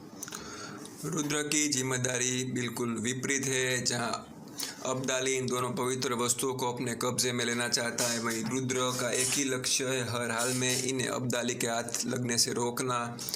इसी जिम्मेदारी के साथ वो फिल्म के मुख्य रक्षक के रूप में सामने आता है और इन दोनों के बीच मौजूद है पार्वती, जिसका किरदार निभा नतेश निभाती है। फिल्म का रिव्यू बताता है कि कहानी का बड़ा हिस्सा तक पार्वती की असली नीयत को जानबूझकर स्पर्श नहीं किया जा सकता है। उनके फैसले और उसके उद्देश्य लंबे समय तक रहस्य बने रहते हैं, जिसे कहानी में लगातार सस्पेंस बना रहता है और दर्शक उसके असली रोल को समझने की कोशिश करते रहते हैं। इसी तरह फिल्म अपने 3 केंद्रीय किरदारों को एक अलग ही रहस्य के अलग अलग पहलू से जोड़ देती है। एक तरफ अब्दाली का निर्दयी लक्ष्य, दूसरी तरफ रुद्र का सुरक्षा का संकल्प और तीसरी तरफ पार्वती का रहस्यमय सफ़र। इन तीनों के बीच की ये टकरार आगे चलकर फिल्म की पूरी कहानी की दिशा बदल देती है। रिव्यू के मुताबिक फिल्म के शुरुआती हिस्से में एक ऐसा पल आता है जो ऑडियंस के अंदर काफ़ी उम्मीद जगाता है। लगभग पहले 20 मिनट के आसपास ऐसा महसूस होता है कि शायद फिल्म वाकई अपने ग्रैंड माइथोलॉजिकल विजन्स को पूरी तरह स्क्रीन पर उतारने वाली है। जैसे ही रंगनाथा स्वामी टेम्पल के दरवाजे खुलते हैं, फिल्म कुछ देर के लिए एक अलग ही माहौल क्रिएट करती है, जिसके मंदिर का वातावरण, वहाँ चल रही धार्मिक प्रोसेसन्स और पूरी प्रेजेंटेशंस में भक्ति और पवित्रता का एहसास नज़र आता है। इसी सीक्वेंस के दौरान मुरली शर्मा द्वारा निभाया गया पुजारी का किरदार भी अपने शांत और गरिमय उपस्थिति से उस पल को प्रभावशाली बनाता है। रिव्यू के अनुसार इस छोटे से सीक्वेंस में फिल्म पहली बार अपनी माइथोलॉजिकल दुनिया को किस तरह प्रेजेंट करती है कि ऑडियंस को लगता है कि कहानी एक बड़े और यादगार एडवेंचर की तरफ बढ़ेगी। कुछ ही देर के लिए फिल्म अपने एपिक एम्बिशंस को सच होता हुआ महसूस करवाती है, लेकिन रिव्यू के अनुसार एक ऐसा ज़्यादा देर तक नहीं टिक पाता है। इसके बाद धीरे धीरे उस डायरेक्शन में चली जाती है जहां उसका एग्जीक्यूशन उसके विजन्स का साथ नहीं दे पाता है। रिव्यू का मानना है कि अगले लगभग 2.5 घंटों में फिल्म बार बार वहीं गलतियां दोहराती नज़र आती है। एक्शन सीक्वेंस काफ़ी लंबे महसूस होते हैं, लेकिन उसके बीच कहानी की प्रोग्रेस या इमोशनल इम्पैक्ट उतनी मजबूत तरह से उभर कर नहीं आ पाती। इस तरह से इमोशनल सीन्स भी ऑडियंस के साथ गहरा कनेक्शन एस्टेब्लिश कर पाते हैं। इन मोमेंट्स में इमोशंस को महसूस करने के बजाय दर्शक उनसे थोड़ा दूर रह जाते हैं। नतीजा ये होता है कि कहानी का इमोशनल वेट उतना असर नहीं छोड़ पाता है जितनी उसकी कॉन्सेप्ट से उम्मीद की जा रही होती है। फिल्म लगभग 3 घंटे 9 मिनट के रन टाइम भी अनुभव को और ज़्यादा भारी बना देता है। जब स्क्रीन पे लगातार एंगेजिंग रिदम मेंटेन नहीं कर पाता है तो इतनी लंबी ड्यूरेशंस ऑडियंस के लिए और भी मुश्किल महसूस होने लगती है। एक समय के बाद दर्शक को ध्यान कहानी में छुपे प्राचीन रहस्यों या दिव्य खजाने की किस्मत से इस बात पर चला जाता है कि फिल्म कब अपने अंत तक पहुंचती है। इसी ऑब्जर्वेशंस के जरिए रिव्यूअर बताने की कोशिश करता है कि फिल्म का अगला सबसे बड़ा चैलेंज उसका कंसेप्ट नहीं बल्कि उस कॉन्सेप्ट को लगातार एंगेजिंग तरीके से पेश करना है। यानी शुरुआत फिल्म के लिए काफ़ी उम्मीद जगाती है, लेकिन रिव्यू के अनुसार जैसे जैसे कहानी आगे बढ़ती है वैसे वैसे उस शुरुआती भरोसे को स्क्रीन प्ले और एग्जीक्यूशन संभाल कर नहीं रख पाते। इसी वजह से एक प्रोमिसिंग बिगिनिंग के बाद फिल्म अपनी बनाई हुई एक्सपेक्टेशन को पूरी तरह फुलफिल नहीं कर पाती है। रिव्यू के अनुसार नागाबंधम द सीक्रेट ट्रेजर की सबसे बड़ी कमजोरी उसका कॉन्सेप्ट, माइथोलॉजी, विजुअल इफेक्ट्स या सिर्फ लंबा रन टाइम नहीं है। रिव्यू का मानना है कि फिल्म की असली दिक्कत उसके स्क्रीन प्ले और डायरेक्शन में नज़र आती है। फिल्म के पास एक ऐसा कॉन्सेप्ट है जिसमें mythological mysteries, ancient relics, hidden gateway और हिस्टोरिकल एलिमेंट्स जैसे कई इंटरेस्टिंग आइडिया मौजूद है। इसीलिए बुनियादी कहानी में पोटेंशियल की कमी महसूस नहीं होती, लेकिन रिव्यू के हिसाब से इन सब आइडिया को जिस तरह स्क्रीन प्ले में पेश किया गया है वहीं फिल्म को कमज़ोर बना देता है। रिव्यू के अनुसार फिल्म लगातार नए नए कैरेक्टर्स को इंट्रोड्यूस करती रहती है। इसके साथ अलग अलग बैक स्टोरी, हिस्टोरिकल टाइमलाइंस और कई सब प्लॉट्स भी जोड़ दिए जाते हैं। पहली नज़र में सब कहानी को और ज़्यादा बड़ा ग्रैंड बनाने की कोशिश लगती है, लेकिन दिक्कत तब सामने आती है जब इनमें से अधिकतर चीज़ों को ठीक से एक्सप्लोर या डेवलप नहीं किया जा सकता है। ऑडियंस को किसी कैरेक्टर के साथ इमोशनली जुड़ने का पूरा मौका नहीं मिल पाता है। किसी भी नए कैरेक्टर या उसका बैकग्राउंड को इतना समय नहीं दिया जाता है कि उसकी जर्नी दर्शकों के लिए यादगार या इमोशनली मीनिंगफुल बन सके। इसी वजह से कहानी में मौजूद कई लोग और उसकी कहानियाँ सिर्फ इन्फॉर्मेशन बनकर रह जाती है, इमोशनल एक्सपीरियंस नहीं बना पाती। इस तरह हिस्टोरिकल टाइमलाइंस और अलग अलग सब प्लॉट्स भी इंट्रोड्यूस किए जाते हैं, लेकिन इतनी गहराई से नहीं दिखाया जाता है कि उसका पूरा महत्व ऑडियंस तक पहुंच सके। नतीजा ये होता है कि कहानी का स्कोप को लगातार बढ़ता रहता है, लेकिन उसके इमोशनल पिलर्स उतने मजबूत नज़र नहीं बन पाते हैं। रिव्यू में एक बहुत ही महत्वपूर्ण बात कही गई है कि फिल्म रिलेशनशिप को नेचुरली इवोल्व होने के समय भी नहीं देती है। जहाँ कैरेक्टर्स के बीच इमोशनल कनेक्शन धीरे धीरे डेवलप होना चाहिए था, वहाँ स्क्रीन प्ले जल्दी एक्सपोजिंग के जरिए बहुत सारी जानकारी देकर तुरंत अगले बड़े सीक्वेंस की तरफ बढ़ जाता है। इसी पैटर्न की वजह से कहानी बार बार इमोशनल एंगेजमेंट खो देती है। जैसे ही ऑडियंस किसी कैरेक्टर या सिचुएशन को समझने लगती है, फिल्म उस मोमेंट्स को और एक्सप्लोर करने के बजाय सीधा एक नए एक्शन सीक्वेंस की तरफ चली जाती है।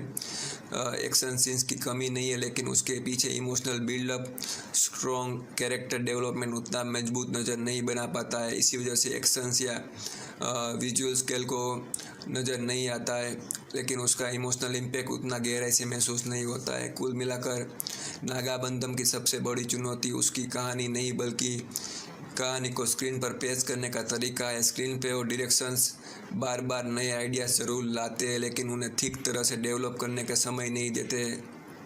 इसी कारण फिल्म अपने बहुत इंटरेस्टिंग कॉन्सेप्ट या कैरेक्टर्स के बावजूद ऑडियंस के साथ उतना गहरा इमोशनल एस्टैब्लिश नहीं कर पाती है जितना उसके एम्बिशियस प्रीमाइस से उम्मीद की जा सकती थी।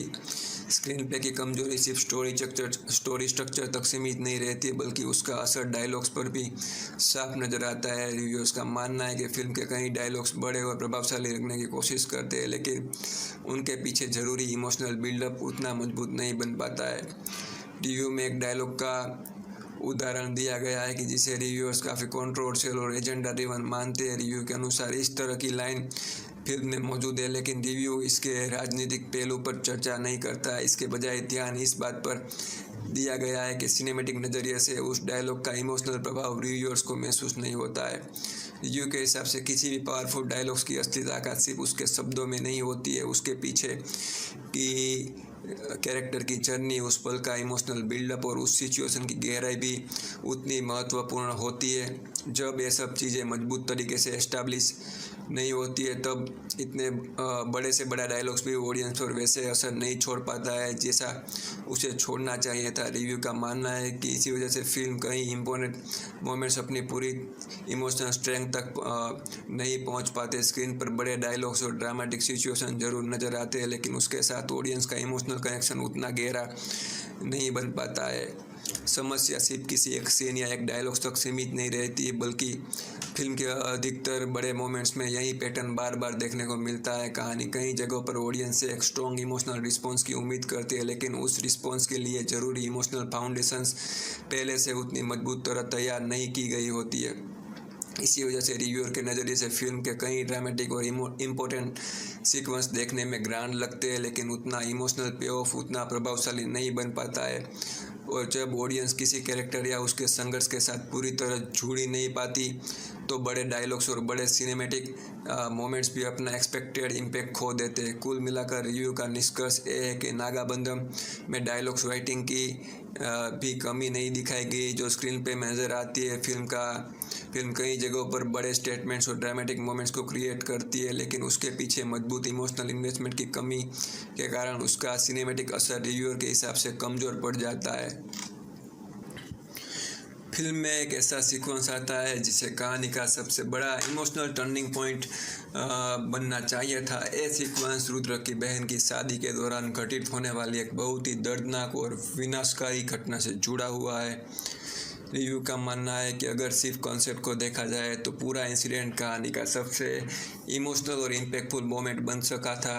इसी तरह की घटना नेचुरली कैरेक्टर्स की ज़िंदगी को बदल देने वाली, ऑडियंस को गहरा इमोशनल झटका देने वाली होनी चाहिए थी। सीक्वेंस की सबसे बड़ी कमी उस घटना में नहीं, बल्कि उसके पहले की स्टोरी टेलिंग में थी। फिल्म इस ट्रेजेडी से पहले अपने कैरेक्टर्स को इतनी गहराई से एस्टैब्लिश ही नहीं करती कि ऑडियंस उसके साथ एक मजबूत इमोशनल रिश्ता बना सके। किसी भी बड़े इमोशनल सीन का असर तभी होता है जब दर्शक पहले से उन कैरेक्टर की ज़िंदगी, उसके रिश्तों और उसकी खुशियों से जुड़ चुके होते हैं। जब ऑडियंस को उन लोगों की अच्छी तरह समझने लगती है, तब उसके साथ होने वाली कोई भी घटना अपने आप बहुत गहरा इमोशनल इम्पैक्ट छोड़ती है। नागाबंधम इस जरूरी इमोशनल फाउंडेशंस को पूरी तरह तैयार नहीं कर पाती। इसी वजह से जब ये दर्दनाक ट्रेजेडी स्क्रीन पर आती है तो उसका इमोशनल वेट उतना महसूस नहीं होता है जितना उस कॉन्सेप्ट से होना चाहिए था।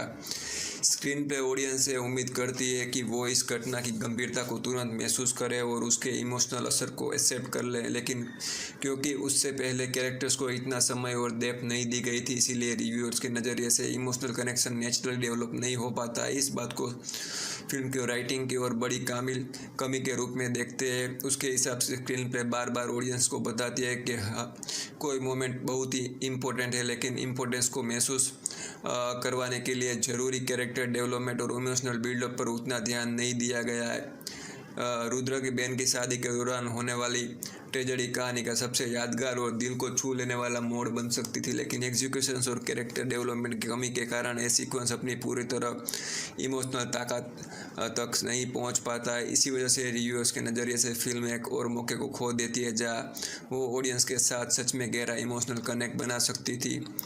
समस्या सिर्फ फिल्म की शुरुआत या बीच के हिस्सों तक सीमित नहीं रहती, बल्कि पूरे नैरेटिव में लगातार बनी रहती है। जैसे जैसे कहानी आगे बढ़ती है, स्क्रीन पे बार बार ऐसे ड्रामेटिक मोमेंट्स क्रिएट करती है जिससे ऑडियंस से गहरा रिस्पॉन्स की उम्मीद होती है, लेकिन उन मोमेंट्स के पीछे एक ज़रूरी ग्राउंड वर्क उतनी मजबूत तरह से तैयार नहीं किया गया है। फिल्म के कई कैरेक्टर्स की मोटिवेशंस भी पूरी तरह डेवलप नहीं की गई। कहानी बताती ज़रूर है कि अलग अलग कैरेक्टर्स क्या कर रहे हैं, लेकिन यह हमेशा इतना स्पष्ट तरह नहीं दिखा पाती है कि वो ऐसा क्यों कर रहे हैं। इसी वजह से कई फैसले और एक्शन स्क्रीन पर नेचुरल प्रोसेसिंग की तरह नहीं बल्कि स्क्रीन प्ले की ज़रूरत की तरह महसूस होते हैं। कहानी के कई बड़े ट्विस्ट और ड्रामेटिक टर्न्स भी इसी वजह से कमज़ोर पड़ जाते हैं। ऐसा लगता है कि जैसे कुछ घटनाएं इसीलिए हो रही है क्योंकि प्लॉट को आगे बढ़ाना है, ना कि इसीलिए क्योंकि कैरेक्टर्स की जर्नी या उसके डिसीजन नेचुरली उस मोड़ तक पहुंचते हैं। जब कहानी का फ्लो इस तरह महसूस होने लगता है कि ऑडियंस के लिए उस दुनिया और उसके कैरेक्टर्स पर भरोसा बनाए रखना मुश्किल हो जाता है। अनसुया भारद्वाज के कैरेक्टर का भी जिक्र किया है।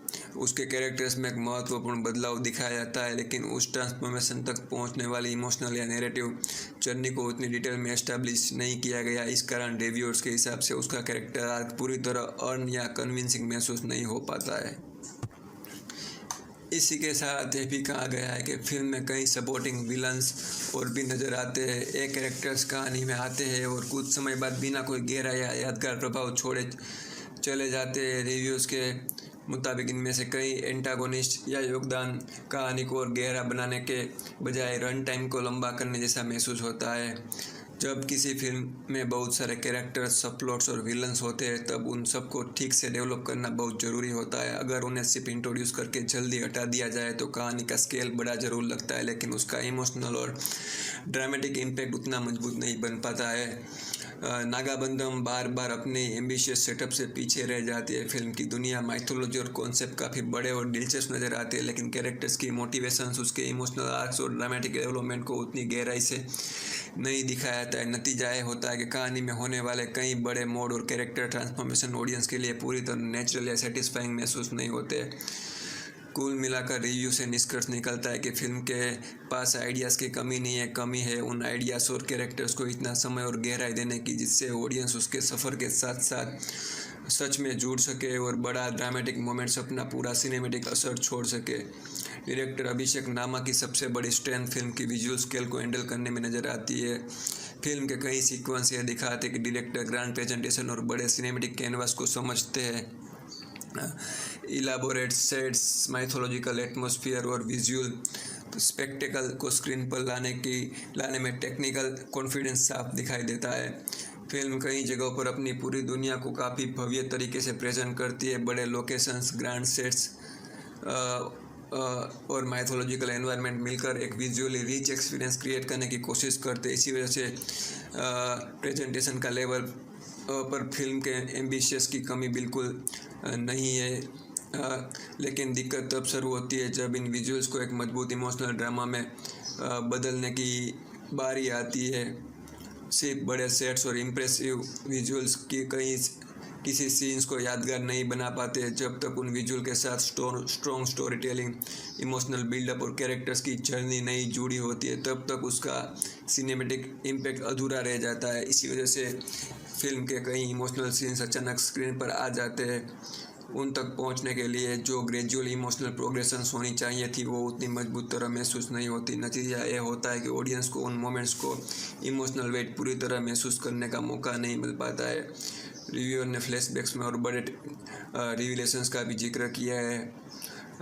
इन इम्पोर्टेंट नैरेटिव मोमेंट्स में ट्रांजिशंस में बहुत ज़रूरी रिदम और बिल्डअप की कमी नज़र आती है। कहानी एक बड़े खुलासे या फ्लैशबैक की तरफ बढ़ती जरूर है, लेकिन उस तक पहुंचने का सिनेमेटिक फ्लो उतना नेचुरल और इम्पैक्टफुल नहीं बन पाता है। इसी पैटर्न की वजह से फिल्म बार बार ऐसे मोमेंट्स क्रिएट करती है जो पेपर पर बहुत बड़े और यादगार लगते हैं, लेकिन स्क्रीन पर उन्हें जिस ड्रामेटिक इंटेंसिटी और इमोशनल वेट की ज़रूर होती है, रिव्यू के मुताबिक वो पूरी तरह एस्टेब्लिश नहीं हो पाती है।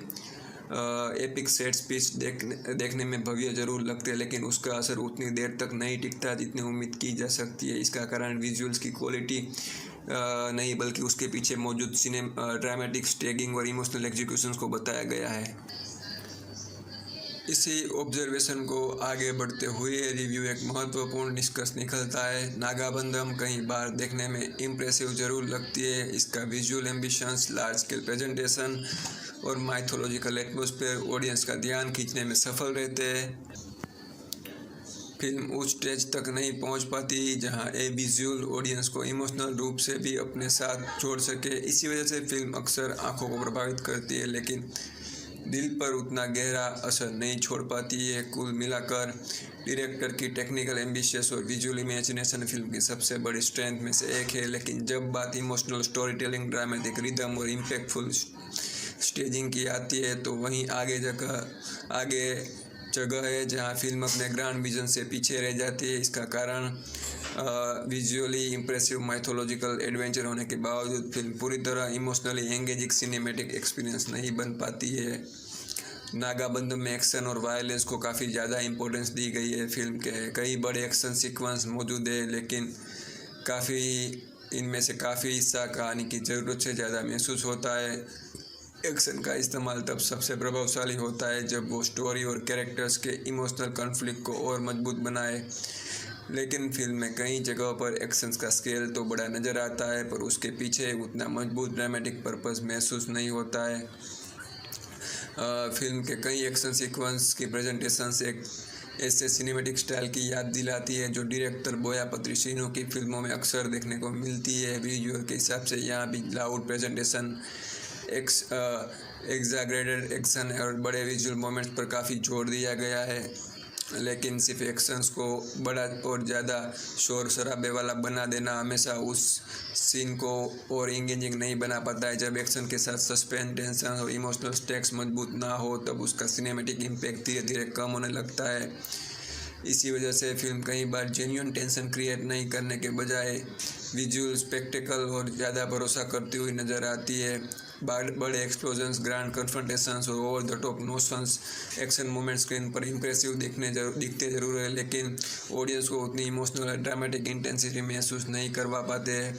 एक्शन सीक्वेंस को थोड़ा और रिस्ट्रेन तरीके से लिखा और स्टेज किया जाता है और इन्हीं कैरेक्टर के इमोशनल कॉन्फ्लिक्ट के साथ और गहरा जोड़ा जाता है तो उसका असर काफ़ी ज़्यादा पावरफुल हो सकता है। कुल मिलाकर नागाबंधम एक्शन की क्वांटिटी में कहीं पीछे नहीं रहती है। फिल्म लगातार बड़े और विजुअली लाउड एक्शन मोमेंट्स पेश करती है, लेकिन कई जगहों पर ये सीक्वेंस कहानी की इमोशनल डेप्थ और सस्पेंस को बढ़ाने के बजाय सिर्फ स्पेक्टेकल बनकर रह जाते हैं। इसी वजह से एक्शन का विजुअल स्केल तो प्रभावशाली नज़र आता है, लेकिन उसके अंदर वो जेन्युइन टेंशन और इमोशनल एंगेजमेंट उतनी मजबूत तरह से डेवलप नहीं हो पाती है।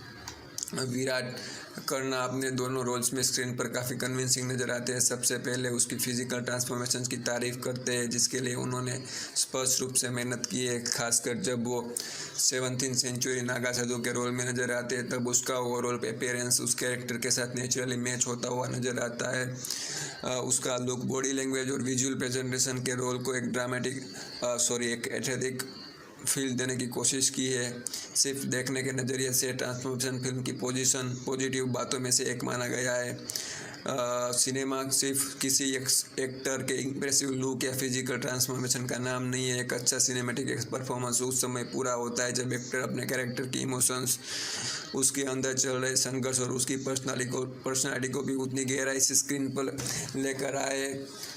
इस बात को समझते हुए कहते हैं कि एक फ़ोटोशूट में शायद सिर्फ अपीयरेंस ही काफ़ी हो सकती है, लेकिन एक फीचर फिल्म में ऑडियंस सिर्फ लुक नहीं देखती बल्कि कैरेक्टर के साथ इमोशनल जर्नी भी तय करती है। इसी वजह से इमोशनल डेप्थ और स्क्रीन प्रेजेंस दोनों उतने ही ज़रूरी होते हैं जितना एक स्ट्रॉन्ग विजुअल अपीयरेंस।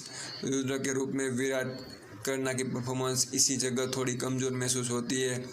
उनका पोर्ट्रेल अधिकतर एक ही इमोशनल टोन में सीमित रह जाता है। कैरेक्टर के इर्द गिर्द इतना बड़ा माइथोलॉजिकल कॉन्फ्लिक्ट और इतनी बड़ी जिम्मेदारी होने के बावजूद उसकी परफॉर्मेंस में वो इमोशनल लेयर पूरी तरह ऊपर कर नहीं आती जितनी ऑडियंस उसके सफ़र के साथ गहरा कनेक्शन बना सके। रुद्र कहानी का केंद्रीय कैरेक्टर है जो और उसके कंधों पर पूरी स्टोरी का इमोशनल और रोमांटिक वेट टिका हुआ है, इसीलिए ऑडियंस का उसके साथ इमोशनली जुड़ना बहुत ज़रूरी था। इसी वजह से जब रुद्र बड़े डिसीजन लेता है या कहानी के इम्पोर्टेंट कन्फ्लिक्ट का सामना करता है तो उन मोमेंट्स को इमोशनल इम्पैक्ट भी उतना गहरा महसूस नहीं होता जितनी उस कैरेक्टर के इम्पोर्टेंस से उम्मीद की जा सकती है। कुल मिलाकर विराट कर्णा ने अपने अपीयरेंस और फिजिकल ट्रांसफॉर्मेशन पर स्पष्ट रूप से काफ़ी मेहनत की और खासकर नागा साधु के रोल में उसका विजुअल प्रेजेंटेशन काफ़ी प्रभावशाली नज़र आता है। लेकिन सिर्फ एक स्ट्रॉन्ग लुक किसी परफॉर्मेंस को पूरी तरह यादगार नहीं बना सकता। इमोशनल डेप्थ, लेयर एक्टिंग और ऑडियंस के साथ एक मजबूत इमोशनल कनेक्शंस की कमी के कारण रुद्र के रूप में उसकी परफॉर्मेंस उतनी प्रभावशाली नहीं लगती जितनी फिल्म के सेंट्रल हीरो से उम्मीद की जा सकती है। लीड परफॉर्मेंस के बाद अगर सपोर्टिंग कास्ट की बात करें तो अलग अलग एक्टर्स का इम्पैक्ट भी अलग अलग तरह से नज़र आता है। कुछ परफॉर्मेंस अपनी कैरेक्टर की वजह से ज़्यादा से ज़्यादा उभर कर सामने आते हैं जबकि कुछ एक्टर स्क्रीन प्ले उतना ही मौका नहीं दे पाती है। फिल्म की सबसे मजबूत परफॉर्मेंस में से एक रिव्यूअर ऋषभ सोनी की परफॉर्मेंस को मानते हैं। वो अली और अहमद शाह अब्दाली के रूप में नज़र आते हैं।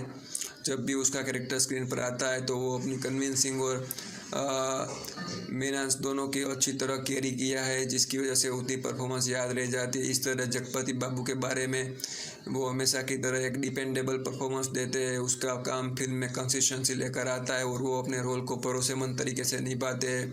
सोनिया सिंह जो रुद्र की बहन का किरदार निभाती है उसके बारे में कहा है कि उन्होंने अपनी तरफ से सिंसियर परफॉर्मेंस दी है लेकिन स्क्रीन पे और कैरेक्टर को इतनी गहराई से या स्क्रीन टाइम नहीं देती है वो ऑडियंस के जहन में एक लंबे समय तक रहने वाला प्रभाव छोड़ सके। इस तरह अनिकेत कोया भी जिक्र किया है। उसका मानना है कि कैरेक्टर का पूरा इस्तेमाल नहीं किया गया, उन्हें जितनी इम्पोर्टेंस या डेवलपमेंट मिल सकती है उतनी नहीं दी गई। कुल मिलाकर फिल्म की सपोर्टिंग कास्ट में टैलेंट की कमी नहीं है। कई एक्टर्स अपने अपने रोल्स में ईमानदारी से परफॉर्मेंस करते हैं और कुछ परफॉर्मेंस वाकई प्रभावशाली भी नज़र आते हैं लेकिन स्क्रीन प्ले अधिकतर सपोर्टिंग कास्ट कैरेक्टर्स को इतनी गहराई से या नैरेटिव इम्पोर्टेंस नहीं देती है वो कहना मजबूत हिस्सा बन सके। इस कारण अच्छे एक्टर्स होने के बावजूद उसके कैरेक्टर्स फिल्म की अंत तक पूरी तरह यादगार प्रभाव नहीं छोड़ पाते हैं। कुल मिलाकर नागाबंधम एक बहुत ही एम्बिशियस माइथोलॉजिकल एडवेंचर है। इसके पास एक बड़ा विजन, इंटरेस्टिंग प्रीमिस और विजुअली इंप्रेसिव दुनिया है लेकिन direction, screen play, character development और इमोशनल स्टोरी टेलिंग उस विजन्स को पूरी तरह सपोर्ट नहीं कर पाते। इस कारण फिल्म बार बार अपने पोटेंशियल से पीछे रह जाती है। ये था नागाबंधम का कंप्लीट रिव्यू और डिटेल ब्रेकडाउन। अगर आपको हमारा रिव्यू पसंद आया हो तो वीडियो को लाइक करो, चैनल को सब्सक्राइब करो। मिलते अगली वीडियो में एक और इंटरेस्टिंग मूवी के कंप्लीट ब्रेकडाउन के साथ। तब तक के लिए धन्यवाद। नमस्कार दोस्तों, आज हम लेकर आए साल 2026 की एक grand pan Indian mythological action adventure film Nagabandham the secret treasure का कंप्लीट रिव्यू और फुल मूवी एक्सप्लेनेशन। इस वीडियो में हम इस फिल्म की कहानी को डिटेल में समझेंगे, हर इम्पोर्टेंट मोमेंट को स्टेप बाय स्टेप ब्रेकडाउन करेंगे और पूरी जर्नी को आसान और एंगेजिंग तरीके से एक्सप्लेन करेंगे। अगर आप mythology, hidden mysteries, ancient secrets और एडवेंचरस से भरी कहानियाँ पसंद करते हैं तो ये वीडियो आपके लिए बहुत ही इंटरेस्टिंग होने वाली है। इसीलिए वीडियो को एंड तक जरूर देखिए क्योंकि हम कहानी के हर इम्पोर्टेंट पार्ट्स को डिटेल में कवर करने वाले हैं। तो बिना किसी देरी के चलिए शुरू करते नागाबंधम द सीक्रेट ट्रेजर की कहानी। नागाबंधम द सीक्रेट ट्रेजर एक 2026 की pan Indian mythological action adventure film है जिसे अभिषेक नामा ने लिखा है और डायरेक्ट किया है। फिल्म में विराट, कर्णा, नाभा नातेश और ऐश्वर्या मेनन लीड रोल में नजर आते हैं। इस फिल्म की कहानी एक ऐसे वॉरियर के इर्द गिर्द घूमती है जिसका जीवन एक बहुत ही बड़े और पवित्र मिशन से जुड़ा हुआ है। उसके जिम्मेदारी सिर्फ किसी एक जगह की रक्षा करना नहीं बल्कि हिमालय में छिपी एक गुप्त मंदिर और उससे जुड़ा सबसे बड़े रहस्य को सुरक्षित रखना है। ये रहस्य सिर्फ किसी खजाने तक सीमित नहीं है, इसके साथ जुड़ा हुआ है दिव्य ब्रह्म कमलम फूल जिसे असाधारण महत्व दिया गया है। इसी पवित्र वस्तु और गुप्त मंदिर पर कई शक्तिशाली विधियों की नजर आती है जो इसे अपने कब्जे में लेना चाहते हैं। इसी से शुरू होती है एक माइथोलॉजिकल और एडवेंचरस से भरी यात्रा जहां एक तरफ प्राचीन रहस्य है, दूसरी तरफ खतरनाक दुश्मन और बीच में खड़ा है एक ऐसा वॉरियर जिसे हर साल इस पवित्र अमानत की रक्षा करनी है। अब कहानी किस तरह आगे बढ़ती है, वॉरियर का असली सफ़र कैसे शुरू होता है और उसके सामने कौन कौन सी चुनौतियाँ आती है, सब हम स्टेप बाय स्टेप मूवी के हर पार्ट के साथ डिटेल में समझेंगे। मूवी का नाम नागाबंधम द सीक्रेट ट्रेजर है। लीड कास्ट में विराट, कर्णा, नाभा नातेश है। ये फिल्म 3 जुलाई 2026 को वर्ल्ड वाइड थिएटर में रिलीज़ हुई थी। अब तक हमने फिल्म के बेसिक इंट्रोडक्शन और कास्ट क्रू जान लिया है। अब असली कहानी शुरू होती है।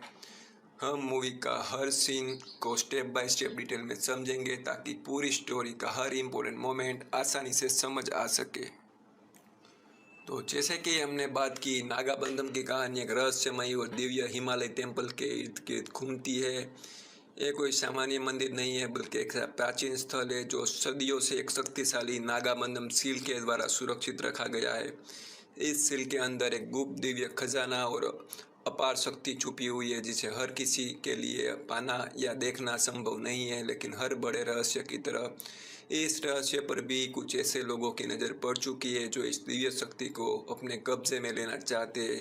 उसका असली लक्ष्य है पवित्र ब्रह्म कमलम फूल को हासिल करना।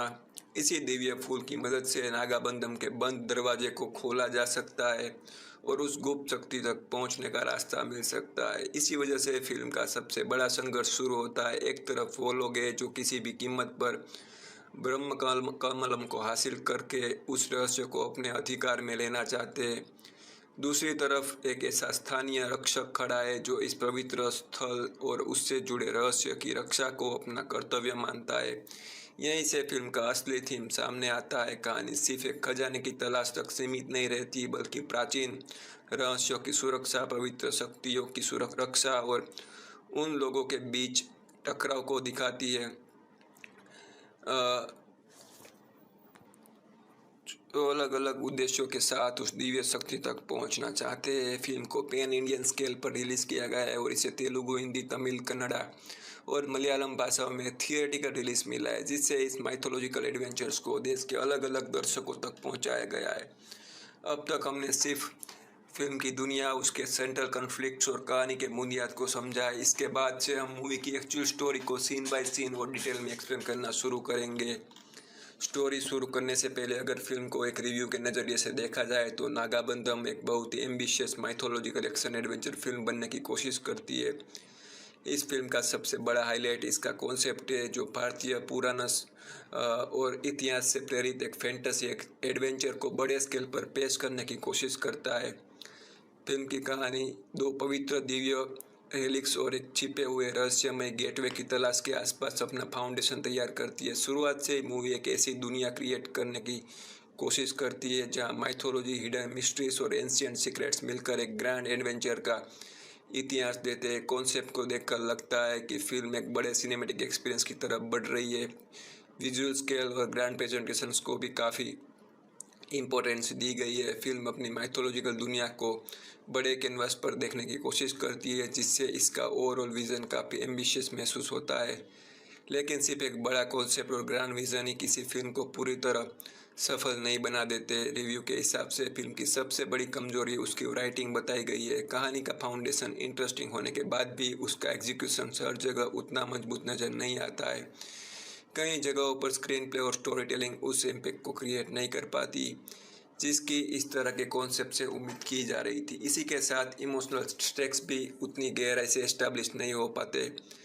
कहानी, कन्फ्लिक्ट्स और सिचुएशंस के स्केल बड़ा ज़रूर है, लेकिन इमोशनल कनेक्शन हर वक्त उतना स्ट्रॉन्ग महसूस नहीं होता है। इसी वजह से कुछ इंपॉर्टेंट मोमेंट्स अपना पूरा असर छोड़ने में कमज़ोर पड़ जाते हैं। फिर भी एक बात फिल्म के पक्ष में ज़रूर जाती है। आज के दौर में बहुत कम फिल्म मेकर्स भारतीय पुराना और इतिहास से प्रेरित एक फैंटेसी एडवेंचर को इतने बड़े स्केल पर पेश करने का रिस्क लेते हैं। इसीलिए सिर्फ एक तरह की कहानी को स्क्रीन पर लाने की एम्बिशियस अपने आप में सराहने लायक मानी जा सकती है। अगर सिर्फ कॉन्सेप्ट की बात करें तो नागाबंधम द सीक्रेट ट्रेजर का पास एक एक्साइटिंग माइथोलॉजिकल एडवेंचर बनने के लिए ज़रूरी इंग्रेडिएंट्स मौजूद दिखाई देते हैं, लेकिन रिव्यू के अनुसार एग्जीक्यूशंस हर जगह उस एम्बिशियस के साथ नहीं दे पाती। इसीलिए फिल्म की सोच और उसका विजन्स काफ़ी इंटरेस्टिंग और काफ़ी बड़ा नज़र आता है, लेकिन फाइनल प्रेजेंटेशन उस पोटेंशियल को पूरी तरह रियलाइज़ नहीं कर पाती है। इसके बावजूद इतने बड़े और अलग कॉन्सेप्ट पर काम करने की हिम्मत फिल्म को एक बहुत अलग ही पहचान जरूर देती है, लेकिन सिर्फ एम्बिशियस के सहारे कोई फिल्म अपनी हर कमी को पूरा नहीं कर पाती और आखिरकार उसकी सफलता का फैसला उसकी स्टोरी टेलिंग और एग्जीक्यूशन ही करते हैं। जैसे जैसे फिल्म आगे बढ़ती है, एक बार धीरे धीरे साफ होने लगती है कि इसका विजन्स और उसके एग्जीक्यूशन से काफ़ी बड़ा है। रिव्यू के अनुसार फिल्म के पास एक जेन्युइनली कंपेलिंग और इंटरेस्टिंग स्टोरी का फाउंडेशन मौजूद था, लेकिन डायरेक्शन और स्क्रीन प्ले उस पोटेंशियल को पूरी तरह स्क्रीन पर लाने में सफल नहीं हो पाते। सबसे बड़ी दिक्कत ये महसूस होती कि कहानी का स्केल और उसकी प्रेजेंटेशंस के बीच बैलेंस बना हुआ नज़र नहीं आता। फिल्म कई जगहों पर अपने ग्रैंड विजन पर इतना भरोसा करती है कि स्टोरी टेलिंग की पेसिंग और स्क्रीन प्ले की कंसिस्टेंसी पीछे छूट जाती है। इसी वजह से कहानी का इम्पैक्ट धीरे धीरे कम होने लगता है। रिव्यू में एक और इम्पोर्टेंट पॉइंट उठाया गया है कि फिल्म का लगभग 3 घंटे का रन टाइम भी इस प्रॉब्लम को और ज़्यादा महसूस करवाता है। इतनी लंबी ड्यूरेशंस के दौरान जब स्क्रीन पे लगातार उतनी मजबूत पकड़ नहीं बना पाता है तो कहानी की एनर्जी और ऑडियंस की एंगेजमेंट दोनों पर असर पड़ता है। नतीजा ये होता है कि फिल्म का एक्सपीरियंस उस इमोशनल या सिनेमैटिक पे ऑफ तक नहीं पहुंच पाता है जिसकी शुरुआत में उम्मीद की जा सकती थी। रिव्यू के हिसाब से सबसे ज़्यादा अफसोस इस बात का होता है कि फिल्म के अंदर एक अच्छी और एक्साइटिंग माइथोलॉजिकल एडवेंचर बनने की पूरी संभावनाएं मौजूद थी। कॉन्सेप्ट और आइडिया में दम था, लेकिन एग्जीक्यूशन उसी कॉन्सेप्ट के साथ न्याय नहीं कर पाता। इसी वजह से थिएटर से बाहर निकलते वक्त सबसे ज़्यादा जो एहसास रह जाता है वो किसी ग्रैंड सिनेमेटिक एक्सपीरियंस का नहीं बल्कि एक बड़े मिस्ड अपॉर्चुनिटी का होता है। रिव्यू में ये भी कहा गया है कि फिल्म अपने फ्यूचर पर इतना भरोसा दिखाती है कि वो आने वाले पार्ट 2 की तरफ भी इशारा करती है, लेकिन रिव्यूअर के नज़रिए से जब तक ऑडियंस पहली फिल्म के सफ़र से पूरी तरह जुड़ नहीं पाती है तब तक सीक्वल का टीज़र उतना उत्साह पैदा नहीं करती है जितनी फिल्म को शायद उम्मीद थी। इसी रिव्यू के ओवरऑल निष्कर्ष ये है कि नागाबंधम द सीक्रेट ट्रेजर एक बहुत ही बड़ा एम्बिशियस विजन लेकर आती है। इसका माइथोलॉजिकल कॉन्सेप्ट और एडवेंचर का आइडिया काफ़ी प्रॉमिसिंग लगता है, लेकिन डायरेक्शन, स्क्रीन प्ले, पेसिंग और एग्जीक्यूशन उस विजन को लगातार सपोर्ट नहीं कर पाते। इसी वजह से फिल्म अपने अंदर मौजूद पोटेंशियल को पूरी तरह स्क्रीन पर नहीं बदल पाती है और आखिर में एम्बिशियस और एग्जीक्यूशन के बीच का फ़र्क सबसे ज़्यादा महसूस होता है। अब फिल्म अपनी असली कन्फ्लिक्ट की तरफ बढ़ती है और यहीं से कहानी का फाउंडेशंस और भी क्लियरली सामने आना शुरू होता है। नागाबंधम की पूरी कहानी 2 पवित्र और अत्यंत महत्वपूर्ण दिव्य वस्तुओं के इर्द गिर्द घूमती है। पहली है एक प्राचीन मनुस्क्रिप्ट और दूसरी है दिव्य ब्रह्मकलम फूल, जिसे श्रीरंगापट्टनम के रंगानाथवसम टेम्पल में सुरक्षित रखा गया है। दोनों सिर्फ धार्मिक या ऐतिहासिक महत्व की वस्तु नहीं है। फिल्म के अनुसार ये दोनों एक ऐसे मिथोलॉजिकल गेटवे की चाबियां है जो एक गुप्त रहस्य को छुपाए बैठा है। इसी गेटवे के पीछे ऐसा खजाना मौजूद बताया गया है जिसमें इतनी शक्ति और इतनी संभावना है कि वो भारत के किस्मत को ही बदल सकता है।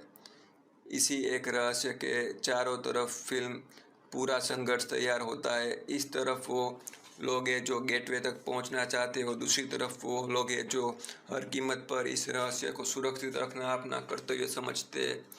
इस टकराव का सबसे खतरनाक चेहरे के रूप में सामने आता है अब्दाली, जिसका कैरेक्टर ऋषभ सोनी निभाते। रिव्यू के मुताबिक अब्दाली एक ऐसा व्यक्ति है जो सदियों से इंतज़ार कर रहा है। उसका पूरा ध्यान इन दोनों पवित्र वस्तुओं को हासिल करना है और अपने लक्ष्य को पाने के लिए वो किसी भी हद तक जाने को तैयार है। उसके लिए इन रिलिक्स को पाना सिर्फ एक मिशन नहीं बल्कि उसके अस्तित्व को उद्देश्य बन चुका है। अब्दाली के सामने खड़ा है रुद्र, जिसका किरदार विराट कर्णा ने निभाया है। रुद्र की जिम्मेदारी बिल्कुल विपरीत है। जहां अब्दाली इन दोनों पवित्र वस्तुओं को अपने कब्जे में लेना चाहता है, वहीं रुद्र का एक ही लक्ष्य है, हर हाल में इन्हें अब्दाली के हाथ लगने से रोकना। इसी जिम्मेदारी के साथ वो फिल्म के मुख्य रक्षक के रूप में सामने आता है और इन दोनों के बीच मौजूद है पार्वती, जिसका किरदार निभा नतेश निभाती है। फिल्म का रिव्यू बताता है कि कहानी का बड़ा हिस्सा तक पार्वती की असली नीयत को जानबूझकर स्पर्श नहीं किया जा सकता है। उनके फैसले और उसके उद्देश्य लंबे समय तक रहस्य बने रहते हैं, जिसे कहानी में लगातार सस्पेंस बना रहता है और दर्शक उसके असली रोल को समझने की कोशिश करते रहते हैं। इसी तरह फिल्म अपने 3 केंद्रीय किरदारों को एक अलग ही रहस्य के अलग अलग पहलू से जोड़ देती है। एक तरफ अब्दाली का निर्दयी लक्ष्य, दूसरी तरफ रुद्र का सुरक्षा का संकल्प और तीसरी तरफ पार्वती का रहस्यमय सफ़र। इन तीनों के बीच की ये टकरार आगे चलकर फिल्म की पूरी कहानी की दिशा बदल देती है। रिव्यू के मुताबिक फिल्म की शुरुआती हिस्से में एक ऐसा पल आता है जो ऑडियंस के अंदर काफ़ी उम्मीद जगाता है। लगभग पहले 20 मिनट के आसपास ऐसा महसूस होता है कि शायद फिल्म वाकई अपने ग्रैंड माइथोलॉजिकल विजन्स को पूरी तरह स्क्रीन पर उतारने वाली है। जैसे ही रंगनाथा स्वामी टेम्पल के दरवाजे खुलते हैं, फिल्म कुछ देर के लिए एक अलग ही माहौल क्रिएट करती है, जिसके मंदिर का वातावरण, वहाँ चल रही धार्मिक प्रोसेशंस और पूरी प्रेजेंटेशंस में भक्ति और पवित्रता का एहसास नजर आता है। इसी सीक्वेंस के दौरान मुरली शर्मा द्वारा निभाया गया पुजारी का किरदार भी अपने शांत और गरिमामय उपस्थिति से उस पल को प्रभावशाली बनाता है। रिव्यू के अनुसार इस छोटे से सीक्वेंस में फिल्म पहली बार अपनी माइथोलॉजिकल दुनिया को किस तरह प्रेजेंट करती है कि ऑडियंस को लगता है कि कहानी एक बड़े और यादगार एडवेंचर की तरफ बढ़ेगी। कुछ ही देर के लिए फिल्म अपने एपिक एम्बिशंस को सच होता हुआ महसूस करवाती है, लेकिन रिव्यू के अनुसार एक ऐसा ज़्यादा देर तक नहीं टिक पाता है।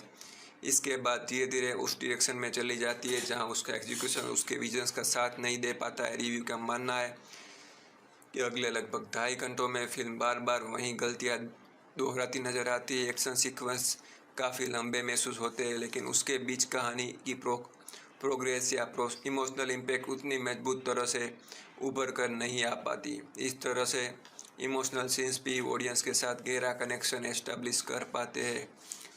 इन मोमेंट्स में इमोशंस को महसूस करने के बजाय दर्शक उनसे थोड़ा दूर रह जाते हैं। नतीजा ये होता है कि कहानी का इमोशनल वेट उतना असर नहीं छोड़ पाता है जितनी उसकी कॉन्सेप्ट से उम्मीद की जा रही होती है। फिल्म लगभग 3 घंटे 9 मिनट के रन टाइम भी अनुभव को और ज़्यादा भारी बना देता है। जब स्क्रीन पे लगातार एंगेजिंग रिदम मेंटेन नहीं कर पाता है तो इतनी लंबी ड्यूरेशंस ऑडियंस के लिए और भी मुश्किल महसूस होने लगती है। एक समय के बाद दर्शक को ध्यान कहानी में छुपे प्राचीन रहस्यों या दिव्य खजाने की किस्मत से इस बात पर चला जाता है कि फिल्म कब अपने अंत तक पहुंचती है। इसी ऑब्जर्वेशंस के जरिए रिव्यूअर बताने की कोशिश करता है कि फिल्म का अगला सबसे बड़ा चैलेंज उसका कंसेप्ट नहीं बल्कि उस कॉन्सेप्ट को लगातार एंगेजिंग तरीके से पेश करना है। यानी शुरुआत फिल्म के लिए काफ़ी उम्मीद जगाती है, लेकिन रिव्यू के अनुसार जैसे जैसे कहानी आगे बढ़ती है वैसे वैसे उस शुरुआती भरोसे को स्क्रीन प्ले और एग्जीक्यूशन संभाल कर नहीं रख पाते। इसी वजह से एक प्रॉमिसिंग बिगिनिंग के बाद फिल्म अपनी बनाई हुई एक्सपेक्टेशन को पूरी तरह फुलफिल नहीं कर पाती है। रिव्यू के अनुसार नागाबंधम द सीक्रेट ट्रेजर की सबसे बड़ी कमजोरी उसका कॉन्सेप्ट, माइथोलॉजी, विजुअल इफेक्ट्स या सिर्फ लंबा रन टाइम नहीं है। रिव्यू का मानना है कि फिल्म की असली दिक्कत उसके स्क्रीन प्ले और डायरेक्शन में नज़र आती है। फिल्म के पास एक ऐसा कॉन्सेप्ट है जिसमें mythological mysteries, ancient relics, hidden gateway और हिस्टोरिकल एलिमेंट्स जैसे कई इंटरेस्टिंग आइडिया मौजूद है। इसीलिए बुनियादी कहानी में पोटेंशियल की कमी महसूस नहीं होती, लेकिन रिव्यू के हिसाब से इन सब आइडिया को जिस तरह स्क्रीन प्ले में मैच किया गया है वहीं फिल्म को कमज़ोर बना देता है। रिव्यू के अनुसार फिल्म लगातार नए नए कैरेक्टर्स को इंट्रोड्यूस करती रहती है। इसके साथ अलग अलग बैक स्टोरी, हिस्टोरिकल टाइमलाइंस और कई सब प्लॉट्स भी जोड़ दिए जाते हैं। पहली नज़र में सब कहानी को और ज़्यादा बड़ा ग्रांड बनाने की कोशिश लगती है, लेकिन दिक्कत तब सामने आती है जब इनमें से अधिकतर चीज़ों को ठीक से एक्सप्लोर या डेवलप नहीं किया जा सकता है। ऑडियंस को किसी कैरेक्टर के साथ इमोशनली जुड़ने का पूरा मौका नहीं मिल पाता है। किसी भी नए कैरेक्टर या उसका बैकग्राउंड को इतना समय नहीं दिया जाता है कि उसकी जर्नी दर्शकों के लिए यादगार या इमोशनली मीनिंगफुल बन सके। इसी वजह से कहानी में मौजूद कई लोग और उसकी कहानियाँ सिर्फ इन्फॉर्मेशन बनकर रह जाती है, इमोशनल एक्सपीरियंस नहीं बना पाती। इस तरह हिस्टोरिकल टाइमलाइंस और अलग अलग सब प्लॉट्स भी इंट्रोड्यूस किए जाते हैं, लेकिन इतनी गहराई से नहीं दिखाया जाता है कि उसका पूरा महत्व ऑडियंस तक पहुंच सके। नतीजा ये होता है कि कहानी का स्कोप को लगातार बढ़ता रहता है, लेकिन उसके इमोशनल पिलर्स उतने मजबूत नज़र नहीं बन पाते। रिव्यू में एक बहुत ही महत्वपूर्ण बात कही गई है कि फिल्म रिलेशनशिप को नेचुरली इवॉल्व होने के समय भी नहीं देती है। जहाँ कैरेक्टर्स के बीच इमोशनल कनेक्शन धीरे धीरे डेवलप होना चाहिए था, वहाँ स्क्रीन प्ले जल्दी एक्सपोजिंग के जरिए बहुत सारी जानकारी देकर तुरंत अगले बड़े सीक्वेंस की तरफ बढ़ जाता है। इसी पैटर्न की वजह से कहानी बार बार इमोशनल एंगेजमेंट खो देती है। जैसे ही ऑडियंस किसी कैरेक्टर या सिचुएशन को समझने लगती है, फिल्म उस मोमेंट्स को और एक्सप्लोर करने के बजाय सीधा एक नए एक्शन सीक्वेंस की तरफ चली जाती है। एक्शन सीन्स की कमी नहीं है, लेकिन उसके पीछे emotional buildup, strong character development उतना मजबूत नज़र नहीं बना पाता है। इसी वजह से एक्शंस या विजुअल स्केल को नज़र नहीं आता है, लेकिन उसका इमोशनल इम्पैक्ट उतना गहराई से महसूस नहीं होता है। कुल मिलाकर नागाबंधम की सबसे बड़ी चुनौती उसकी कहानी नहीं बल्कि कहानी को स्क्रीन पर पेश करने का तरीका है। स्क्रीन पे और डायरेक्शंस बार बार नए आइडियाज जरूर लाते हैं, लेकिन उन्हें ठीक तरह से डेवलप करने का समय नहीं देते। इसी कारण फिल्म अपने बहुत इंटरेस्टिंग कॉन्सेप्ट या कैरेक्टर्स के बावजूद ऑडियंस के साथ उतना गहरा इमोशनल एस्टैब्लिश नहीं कर पाती है जितना उसके एम्बिशियस प्रीमाइस से उम्मीद की जा सकती थी। स्क्रीन प्ले की कमजोरी सिर्फ स्टोरी स्ट्रक्चर तक सीमित नहीं रहती है, बल्कि उसका असर डायलॉग्स पर भी साफ नज़र आता है। रिव्यूअर्स का मानना है कि फिल्म के कई डायलॉग्स बड़े और प्रभावशाली रखने की कोशिश करते हैं, लेकिन उनके पीछे ज़रूरी इमोशनल बिल्डअप उतना मजबूत नहीं बन पाता है। रिव्यू में एक डायलॉग का उदाहरण दिया गया है कि जिसे रिव्यूअर्स काफ़ी कंट्रोवर्शियल और एजेंडा ड्रिवन मानते हैं। रिव्यू के अनुसार इस तरह की लाइन फिल्म में मौजूद है, लेकिन रिव्यू इसके राजनीतिक पहलू पर चर्चा नहीं करता है। इसके बजाय ध्यान इस बात पर दिया गया है कि सिनेमेटिक नज़रिए से उस डायलॉग का इमोशनल प्रभाव रिव्यूअर्स को महसूस नहीं होता है। रिव्यू के हिसाब से किसी भी पावरफुल डायलॉग्स की असली ताकत सिर्फ उसके शब्दों में नहीं होती है, उसके पीछे की कैरेक्टर की जर्नी, उस पल का इमोशनल बिल्डअप और उस सिचुएशन की गहराई भी उतनी महत्वपूर्ण होती है। जब ये सब चीज़ें मजबूत तरीके से एस्टैब्लिश नहीं होती है, तब इतने बड़े से बड़ा डायलॉग्स भी ऑडियंस पर वैसे असर नहीं छोड़ पाता है जैसा उसे छोड़ना चाहिए था। रिव्यू का मानना है कि इसी वजह से फिल्म कई इम्पोर्टेंट मोमेंट्स अपनी पूरी इमोशनल स्ट्रेंथ तक नहीं पहुंच पाते। स्क्रीन पर बड़े डायलॉग्स और ड्रामेटिक सिचुएशन जरूर नज़र आते हैं, लेकिन उसके साथ ऑडियंस का इमोशनल कनेक्शन उतना गहरा नहीं बन पाता है। समस्या सिर्फ किसी एक सीन या एक डायलॉग्स तक सीमित नहीं रहती है, बल्कि फिल्म के अधिकतर बड़े मोमेंट्स में यही पैटर्न बार बार देखने को मिलता है। कहानी कई जगहों पर ऑडियंस से एक स्ट्रॉन्ग इमोशनल रिस्पॉन्स की उम्मीद करती है, लेकिन उस रिस्पॉन्स के लिए ज़रूरी इमोशनल फाउंडेशंस पहले से उतनी मजबूत तरह तैयार नहीं की गई होती है। इसी वजह से रिव्यूअर के नज़रिए से फिल्म के कई ड्रामेटिक और इम्पोर्टेंट सीक्वेंस देखने में ग्रांड लगते हैं, लेकिन उतना इमोशनल पे ऑफ उतना प्रभावशाली नहीं बन पाता है। और जब ऑडियंस किसी कैरेक्टर या उसके संघर्ष के साथ पूरी तरह जुड़ी नहीं पाती, तो बड़े डायलॉग्स और बड़े सिनेमेटिक मोमेंट्स भी अपना एक्सपेक्टेड इम्पैक्ट खो देते हैं। कुल मिलाकर रिव्यू का निष्कर्ष ये है कि नागाबंधम में डायलॉग्स राइटिंग की भी कमी नहीं दिखाई गई जो स्क्रीन पे नज़र आती है। फिल्म कई जगहों पर बड़े स्टेटमेंट्स और ड्रामेटिक मोमेंट्स को क्रिएट करती है, लेकिन उसके पीछे मजबूत इमोशनल इन्वेस्टमेंट की कमी के कारण उसका सिनेमेटिक असर रिव्यूअर के हिसाब से कमज़ोर पड़ जाता है। फिल्म में एक ऐसा सीक्वेंस आता है जिसे कहानी का सबसे बड़ा इमोशनल टर्निंग पॉइंट बनना चाहिए था। ये सीक्वेंस रुद्र की बहन की शादी के दौरान घटित होने वाली एक बहुत ही दर्दनाक और विनाशकारी घटना से जुड़ा हुआ है। रिव्यू का मानना है कि अगर सिर्फ कॉन्सेप्ट को देखा जाए तो पूरा इंसिडेंट कहानी का सबसे इमोशनल और इम्पैक्टफुल मोमेंट बन सका था। इसी तरह की घटना नेचुरली कैरेक्टर्स की ज़िंदगी को बदल देने वाली, ऑडियंस को गहरा इमोशनल झटका देने वाली होनी चाहिए थी। सीक्वेंस की सबसे बड़ी कमी उस घटना में नहीं बल्कि उसके पहले की स्टोरी टेलिंग में थी। फिल्म इस ट्रेजेडी से पहले अपने कैरेक्टर्स को इतनी गहराई से एस्टैब्लिश ही नहीं करती कि ऑडियंस उसके साथ एक मजबूत इमोशनल रिश्ता बना सके। किसी भी बड़े इमोशनल सीन का असर तभी होता है जब दर्शक पहले से उन कैरेक्टर्स की ज़िंदगी, उसके रिश्तों और उसकी खुशियों से जुड़ चुके होते हैं। जब ऑडियंस को उन लोगों की अच्छी तरह समझने लगती है तब उसके साथ होने वाली कोई भी घटना अपने आप बहुत गहरा इमोशनल इम्पैक्ट छोड़ती है। नागाबंधम इस जरूरी इमोशनल फाउंडेशंस को पूरी तरह तैयार नहीं कर पाती। इसी वजह से जब ये दर्दनाक ट्रेजेडी स्क्रीन पर आती है तो उसका इमोशनल वेट उतना महसूस नहीं होता है जितना उस कॉन्सेप्ट से होना चाहिए था। स्क्रीन पे ऑडियंस से उम्मीद करती है कि वो इस घटना की गंभीरता को तुरंत महसूस करे और उसके इमोशनल असर को एक्सेप्ट कर ले, लेकिन क्योंकि उससे पहले कैरेक्टर्स को इतना समय और डेप्थ नहीं दी गई थी, इसीलिए रिव्यूअर्स के नज़रिए से इमोशनल कनेक्शन नेचुरली डेवलप नहीं हो पाता है। इस बात को फिल्म की राइटिंग की और बड़ी कमी के रूप में देखते हैं। उसके हिसाब से स्क्रीन पे बार बार ऑडियंस को बताती है कि कोई मोमेंट बहुत ही इम्पोर्टेंट है, लेकिन इम्पोर्टेंस को महसूस करवाने के लिए ज़रूरी कैरेक्टर डेवलपमेंट और इमोशनल बिल्डअप पर उतना ध्यान नहीं दिया गया है। रुद्र की बहन की शादी के दौरान होने वाली ट्रेजेडी कहानी का सबसे यादगार और दिल को छू लेने वाला मोड़ बन सकती थी, लेकिन एग्जीक्यूशंस और कैरेक्टर डेवलपमेंट की कमी के कारण ये सीक्वेंस अपनी पूरी तरह इमोशनल ताकत तक नहीं पहुंच पाता है। इसी वजह से रिव्यूअर्स के नज़रिए से फिल्म एक और मौके को खो देती है जहां वो ऑडियंस के साथ सच में गहरा इमोशनल कनेक्ट बना सकती थी। समस्या सिर्फ फिल्म की शुरुआत या बीच के हिस्सों तक सीमित नहीं रहती बल्कि पूरे नैरेटिव में लगातार बनी रहती है। जैसे जैसे कहानी आगे बढ़ती है स्क्रीन पे बार बार ऐसे ड्रामेटिक मोमेंट्स क्रिएट करती है जिससे ऑडियंस से गहरा रिस्पॉन्स की उम्मीद होती है, लेकिन उन मोमेंट्स के पीछे एक ज़रूरी ग्राउंड वर्क उतनी मजबूत तरह से तैयार नहीं किया गया है।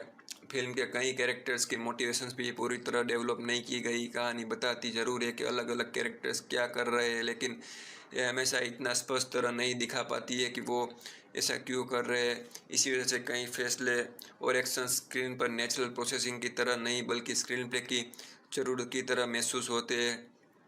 कहानी के कई बड़े ट्विस्ट और ड्रामेटिक टर्न्स भी इसी वजह से कमज़ोर पड़ जाते हैं। ऐसा लगता है कि जैसे कुछ घटनाएं इसीलिए हो रही है क्योंकि प्लॉट को आगे बढ़ाना है, ना कि इसीलिए क्योंकि कैरेक्टर्स की जर्नी या उसके डिसीजन नेचुरली उस मोड़ तक पहुंचते हैं। जब कहानी का फ्लो इस तरह महसूस होने लगता है कि ऑडियंस के लिए उस दुनिया और उसके कैरेक्टर्स पर भरोसा बनाए रखना मुश्किल हो जाता है। अनुराग अनसुया भारद्वाज के कैरेक्टर का भी जिक्र किया है। उसके कैरेक्टर्स में एक महत्वपूर्ण बदलाव दिखाया जाता है, लेकिन उस ट्रांसफॉर्मेशन तक पहुंचने वाली इमोशनल या नैरेटिव जर्नी को उतनी डिटेल में एस्टैब्लिश नहीं किया गया। इस कारण रिव्यूअर्स के हिसाब से उसका कैरेक्टर आर्क पूरी तरह अर्न या कन्विंसिंग महसूस नहीं हो पाता है। इसी के साथ ये भी कहा गया है कि फिल्म में कई सपोर्टिंग विलन्स और भी नज़र आते हैं। एक कैरेक्टर्स कहानी में आते हैं और कुछ समय बाद बिना कोई गहरा या यादगार प्रभाव छोड़े चले जाते हैं। रिव्यूज़ के मुताबिक इनमें से कई एंटागोनिस्ट या योगदान कहानी को और गहरा बनाने के बजाय रन टाइम को लंबा करने जैसा महसूस होता है। जब किसी फिल्म में बहुत सारे कैरेक्टर्स, सब प्लॉट्स और विलन्स होते हैं तब उन सब को ठीक से डेवलप करना बहुत ज़रूरी होता है। अगर उन्हें सिर्फ इंट्रोड्यूस करके जल्दी हटा दिया जाए तो कहानी का स्केल बड़ा ज़रूर लगता है, लेकिन उसका इमोशनल और ड्रामेटिक इम्पैक्ट उतना मजबूत नहीं बन पाता है। नागाबंधम बार बार अपने एम्बिशियस सेटअप से पीछे रह जाती है। फिल्म की दुनिया, माइथोलॉजी और कॉन्सेप्ट काफ़ी बड़े और दिलचस्प नज़र आते हैं, लेकिन कैरेक्टर्स की मोटिवेशंस, उसके इमोशनल आर्क्स और ड्रामेटिक डेवलपमेंट को उतनी गहराई से नहीं दिखाया जाता है। नतीजा यह होता है कि कहानी में होने वाले कई बड़े मोड़ और कैरेक्टर ट्रांसफॉर्मेशन ऑडियंस के लिए पूरी तरह नेचुरल या सेटिस्फाइंग महसूस नहीं होते। कुल मिलाकर रिव्यू से निष्कर्ष निकलता है कि फिल्म के पास आइडियाज़ की कमी नहीं है, कमी है उन आइडियाज़ और कैरेक्टर्स को इतना समय और गहराई देने की जिससे ऑडियंस उसके सफ़र के साथ साथ सच में जुड़ सके और बड़ा ड्रामेटिक मोमेंट्स अपना पूरा सिनेमेटिक असर छोड़ सके। डायरेक्टर अभिषेक नामा की सबसे बड़ी स्ट्रेंथ फिल्म की विजुअल स्केल को हैंडल करने में नज़र आती है। फिल्म के कई सीक्वेंस ये दिखाते कि डायरेक्टर ग्रैंड प्रेजेंटेशन और बड़े सिनेमेटिक कैनवास को समझते हैं। इलाबोरेट सेट्स, माइथोलॉजिकल एटमॉस्फेयर और विजुअल स्पेक्टेकल को स्क्रीन पर लाने में टेक्निकल कॉन्फिडेंस साफ दिखाई देता है। फिल्म कई जगहों पर अपनी पूरी दुनिया को काफ़ी भव्य तरीके से प्रेजेंट करती है। बड़े लोकेशंस, ग्रैंड सेट्स और माइथोलॉजिकल एनवायरनमेंट मिलकर एक विजुअली रिच एक्सपीरियंस क्रिएट करने की कोशिश करते हैं। इसी वजह से प्रेजेंटेशन का लेवल पर फिल्म के एम्बिशियस की कमी बिल्कुल नहीं है। लेकिन दिक्कत तब शुरू होती है जब इन विजुअल्स को एक मजबूत इमोशनल ड्रामा में बदलने की बारी आती है।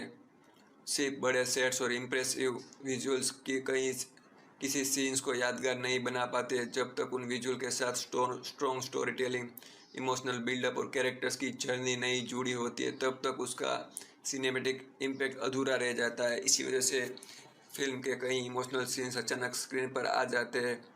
उन तक पहुंचने के लिए जो ग्रेजुअल इमोशनल प्रोग्रेशन होनी चाहिए थी वो उतनी मजबूत तरह महसूस नहीं होती। नतीजा ये होता है कि ऑडियंस को उन मोमेंट्स को इमोशनल वेट पूरी तरह महसूस करने का मौका नहीं मिल पाता है। रिव्यूअर ने फ्लैशबैक्स में और बड़े रिविलेशंस का भी जिक्र किया है। इन इम्पोर्टेंट नैरेटिव मोमेंट्स में ट्रांजिशंस में बहुत ज़रूरी रिदम और बिल्डअप की कमी नज़र आती है। कहानी एक बड़े खुलासे या फ्लैशबैक की तरफ बढ़ती जरूर है, लेकिन उस तक पहुंचने का सिनेमेटिक फ्लो उतना नेचुरल और इम्पैक्टफुल नहीं बन पाता है। इसी पैटर्न की वजह से फिल्म बार बार ऐसे मोमेंट्स क्रिएट करती है जो पेपर पर बहुत बड़े और यादगार लगते हैं, लेकिन स्क्रीन पर उन्हें जिस ड्रामेटिक इंटेंसिटी और इमोशनल वेट की ज़रूर होती है, रिव्यू के मुताबिक वो पूरी तरह एस्टेब्लिश नहीं हो पाती है। एपिक सेट्स पीस देखने में भव्य जरूर लगते हैं, लेकिन उसका असर उतनी देर तक नहीं टिकता जितनी उम्मीद की जा सकती है। इसका कारण विजुअल्स की क्वालिटी नहीं बल्कि उसके पीछे मौजूद ड्रामेटिक स्टेजिंग और इमोशनल एग्जीक्यूशंस को बताया गया है। इसी ऑब्जर्वेशन को आगे बढ़ते हुए रिव्यू एक महत्वपूर्ण निष्कर्ष निकलता है। नागाबंधम कई बार देखने में इम्प्रेसिव जरूर लगती है। इसका visual ambitions, large scale presentation और माइथोलॉजिकल एटमॉस्फेयर ऑडियंस का ध्यान खींचने में सफल रहते हैं।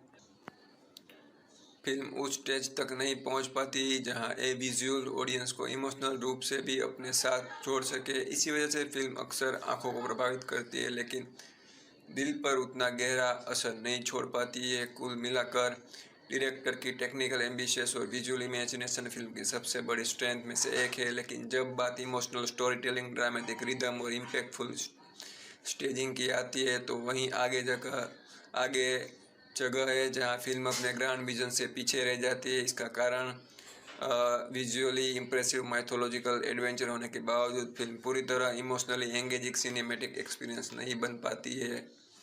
नागाबंधम में एक्शन और वायलेंस को काफ़ी ज़्यादा इम्पोर्टेंस दी गई है। फिल्म के कई बड़े एक्शन सीक्वेंस मौजूद है, लेकिन इनमें से काफ़ी हिस्सा कहानी की ज़रूरत से ज़्यादा महसूस होता है। एक्शन का इस्तेमाल तब सबसे प्रभावशाली होता है जब वो स्टोरी और कैरेक्टर्स के इमोशनल कॉन्फ्लिक्ट को और मजबूत बनाए, लेकिन फिल्म में कई जगहों पर एक्शन का स्केल तो बड़ा नज़र आता है पर उसके पीछे उतना मजबूत ड्रामेटिक पर्पस महसूस नहीं होता है। फिल्म के कई एक्शन सीक्वेंस की प्रेजेंटेशंस एक ऐसे सिनेमेटिक स्टाइल की याद दिलाती है जो डायरेक्टर बोया पत्रिसिनो की फिल्मों में अक्सर देखने को मिलती है। विजुअल के हिसाब से यहाँ भी लाउड प्रेजेंटेशन, एग्जैगरेटेड एक्शन और बड़े विजुअल मोमेंट्स पर काफ़ी जोर दिया गया है, लेकिन सिर्फ एक्शंस को बड़ा और ज़्यादा शोर शराबे वाला बना देना हमेशा उस सीन को और इंगेजिंग नहीं बना पाता है। जब एक्शन के साथ सस्पेंस, टेंशन और इमोशनल स्टेक्स मजबूत ना हो तब उसका सिनेमेटिक इम्पैक्ट धीरे धीरे कम होने लगता है। इसी वजह से फिल्म कई बार जेन्युइन टेंशन क्रिएट नहीं करने के बजाय विजुअल स्पेक्टेकल और ज़्यादा भरोसा करती हुई नज़र आती है। बड़े एक्सप्लोजन्स, ग्रैंड कन्फ्रंटेशंस और over the top notions action moment screen पर इम्प्रेसिव दिखते जरूर है, लेकिन ऑडियंस को उतनी इमोशनल और ड्रामेटिक इंटेंसिटी महसूस नहीं करवा पाते हैं। एक्शन सीक्वेंस को थोड़ा और रिस्ट्रेन तरीके से लिखा और स्टेज किया जाता है और इन्हीं कैरेक्टर के इमोशनल कॉन्फ्लिक्ट के साथ और गहरा जोड़ा जाता है तो उसका असर काफ़ी ज़्यादा पावरफुल हो सकता है। कुल मिलाकर नागाबंधम एक्शन की क्वांटिटी में कहीं पीछे नहीं रहती है। फिल्म लगातार बड़े और विजुअली लाउड एक्शन मोमेंट्स पेश करती है, लेकिन कई जगहों पर ये सीक्वेंस कहानी की इमोशनल डेप्थ और सस्पेंस को बढ़ाने के बजाय सिर्फ स्पेक्टेकल बनकर रह जाते हैं। इसी वजह से एक्शन का विजुअल स्केल तो प्रभावशाली नज़र आता है, लेकिन उसके अंदर वो जेन्युइन टेंशन और इमोशनल एंगेजमेंट उतनी मजबूत तरह से डेवलप नहीं हो पाती है।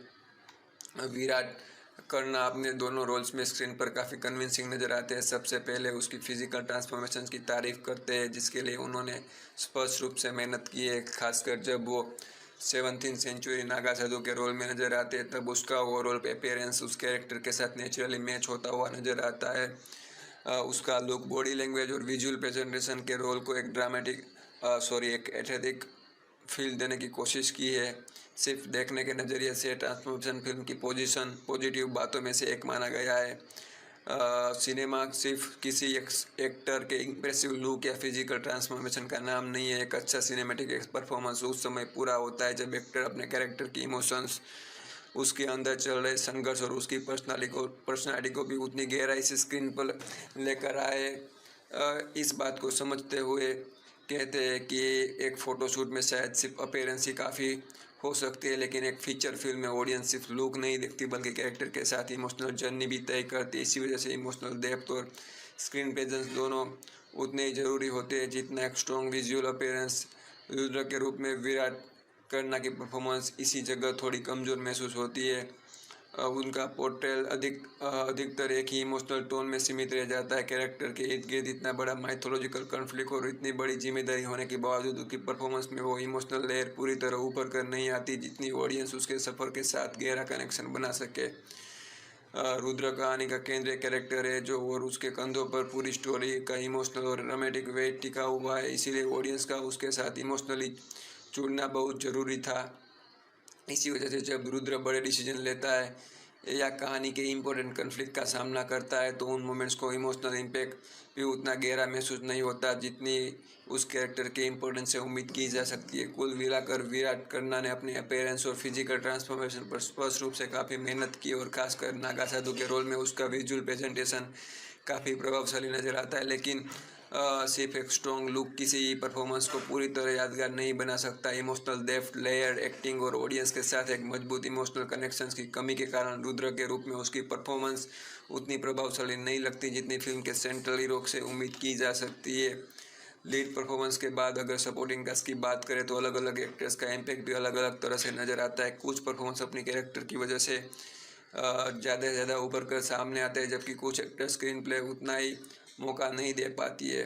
फिल्म की सबसे मजबूत परफॉर्मेंस में से एक रिव्यूअर ऋषभ सोनी की परफॉर्मेंस को मानते हैं। वो अली और अहमद शाह अब्दाली के रूप में नज़र आते हैं। जब भी उसका कैरेक्टर स्क्रीन पर आता है तो वो अपनी कन्विंसिंग और मेनांस दोनों की अच्छी तरह कैरी किया है, जिसकी वजह से उतनी परफॉर्मेंस याद रह जाती है। इस तरह जगपति बाबू के बारे में वो हमेशा की तरह एक डिपेंडेबल परफॉर्मेंस देते हैं। उसका काम फिल्म में कंसिस्टेंसी लेकर आता है और वो अपने रोल को भरोसेमंद तरीके से निभाते हैं।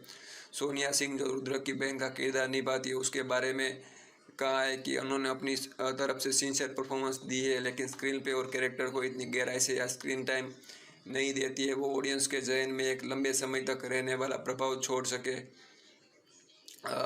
इस तरह अनिकेत कोया भी जिक्र किया है। उसका मानना है कि कैरेक्टर का पूरा इस्तेमाल नहीं किया गया, उन्हें जितनी इम्पोर्टेंस या डेवलपमेंट मिल सकती है उतनी नहीं दी गई। कुल मिलाकर फिल्म की सपोर्टिंग कास्ट में टैलेंट की कमी नहीं है। कई एक्टर्स अपने अपने रोल्स में ईमानदारी से परफॉर्मेंस करते हैं और कुछ परफॉर्मेंस वाकई प्रभावशाली भी नज़र आते हैं, लेकिन स्क्रीन प्ले अधिकतर सपोर्टिंग कास्ट कैरेक्टर्स को इतनी गहराई से या नैरेटिव इम्पोर्टेंस नहीं देती है वो कहना मजबूत हिस्सा बन सके। इस कारण अच्छे एक्टर्स होने के बावजूद उसके कैरेक्टर्स फिल्म की अंत तक पूरी तरह यादगार प्रभाव नहीं छोड़ पाते हैं। कुल मिलाकर नागाबंधम एक बहुत ही एम्बिशियस माइथोलॉजिकल एडवेंचर है। इसके पास एक बड़ा विजन, इंटरेस्टिंग प्रीमिस और विजुअली इंप्रेसिव दुनिया है, लेकिन direction, screen play, character development और इमोशनल स्टोरी टेलिंग उस विजन्स को पूरी तरह सपोर्ट नहीं कर पाते। इस कारण फिल्म बार बार अपने पोटेंशियल से पीछे रह जाती है। ये था नागाबंधम का कंप्लीट रिव्यू और डिटेल ब्रेकडाउन। अगर आपको हमारा रिव्यू पसंद आया हो तो वीडियो को लाइक करो, चैनल को सब्सक्राइब करो। मिलते अगली वीडियो में एक और इंटरेस्टिंग मूवी के कंप्लीट ब्रेकडाउन के साथ। तब तक के लिए धन्यवाद।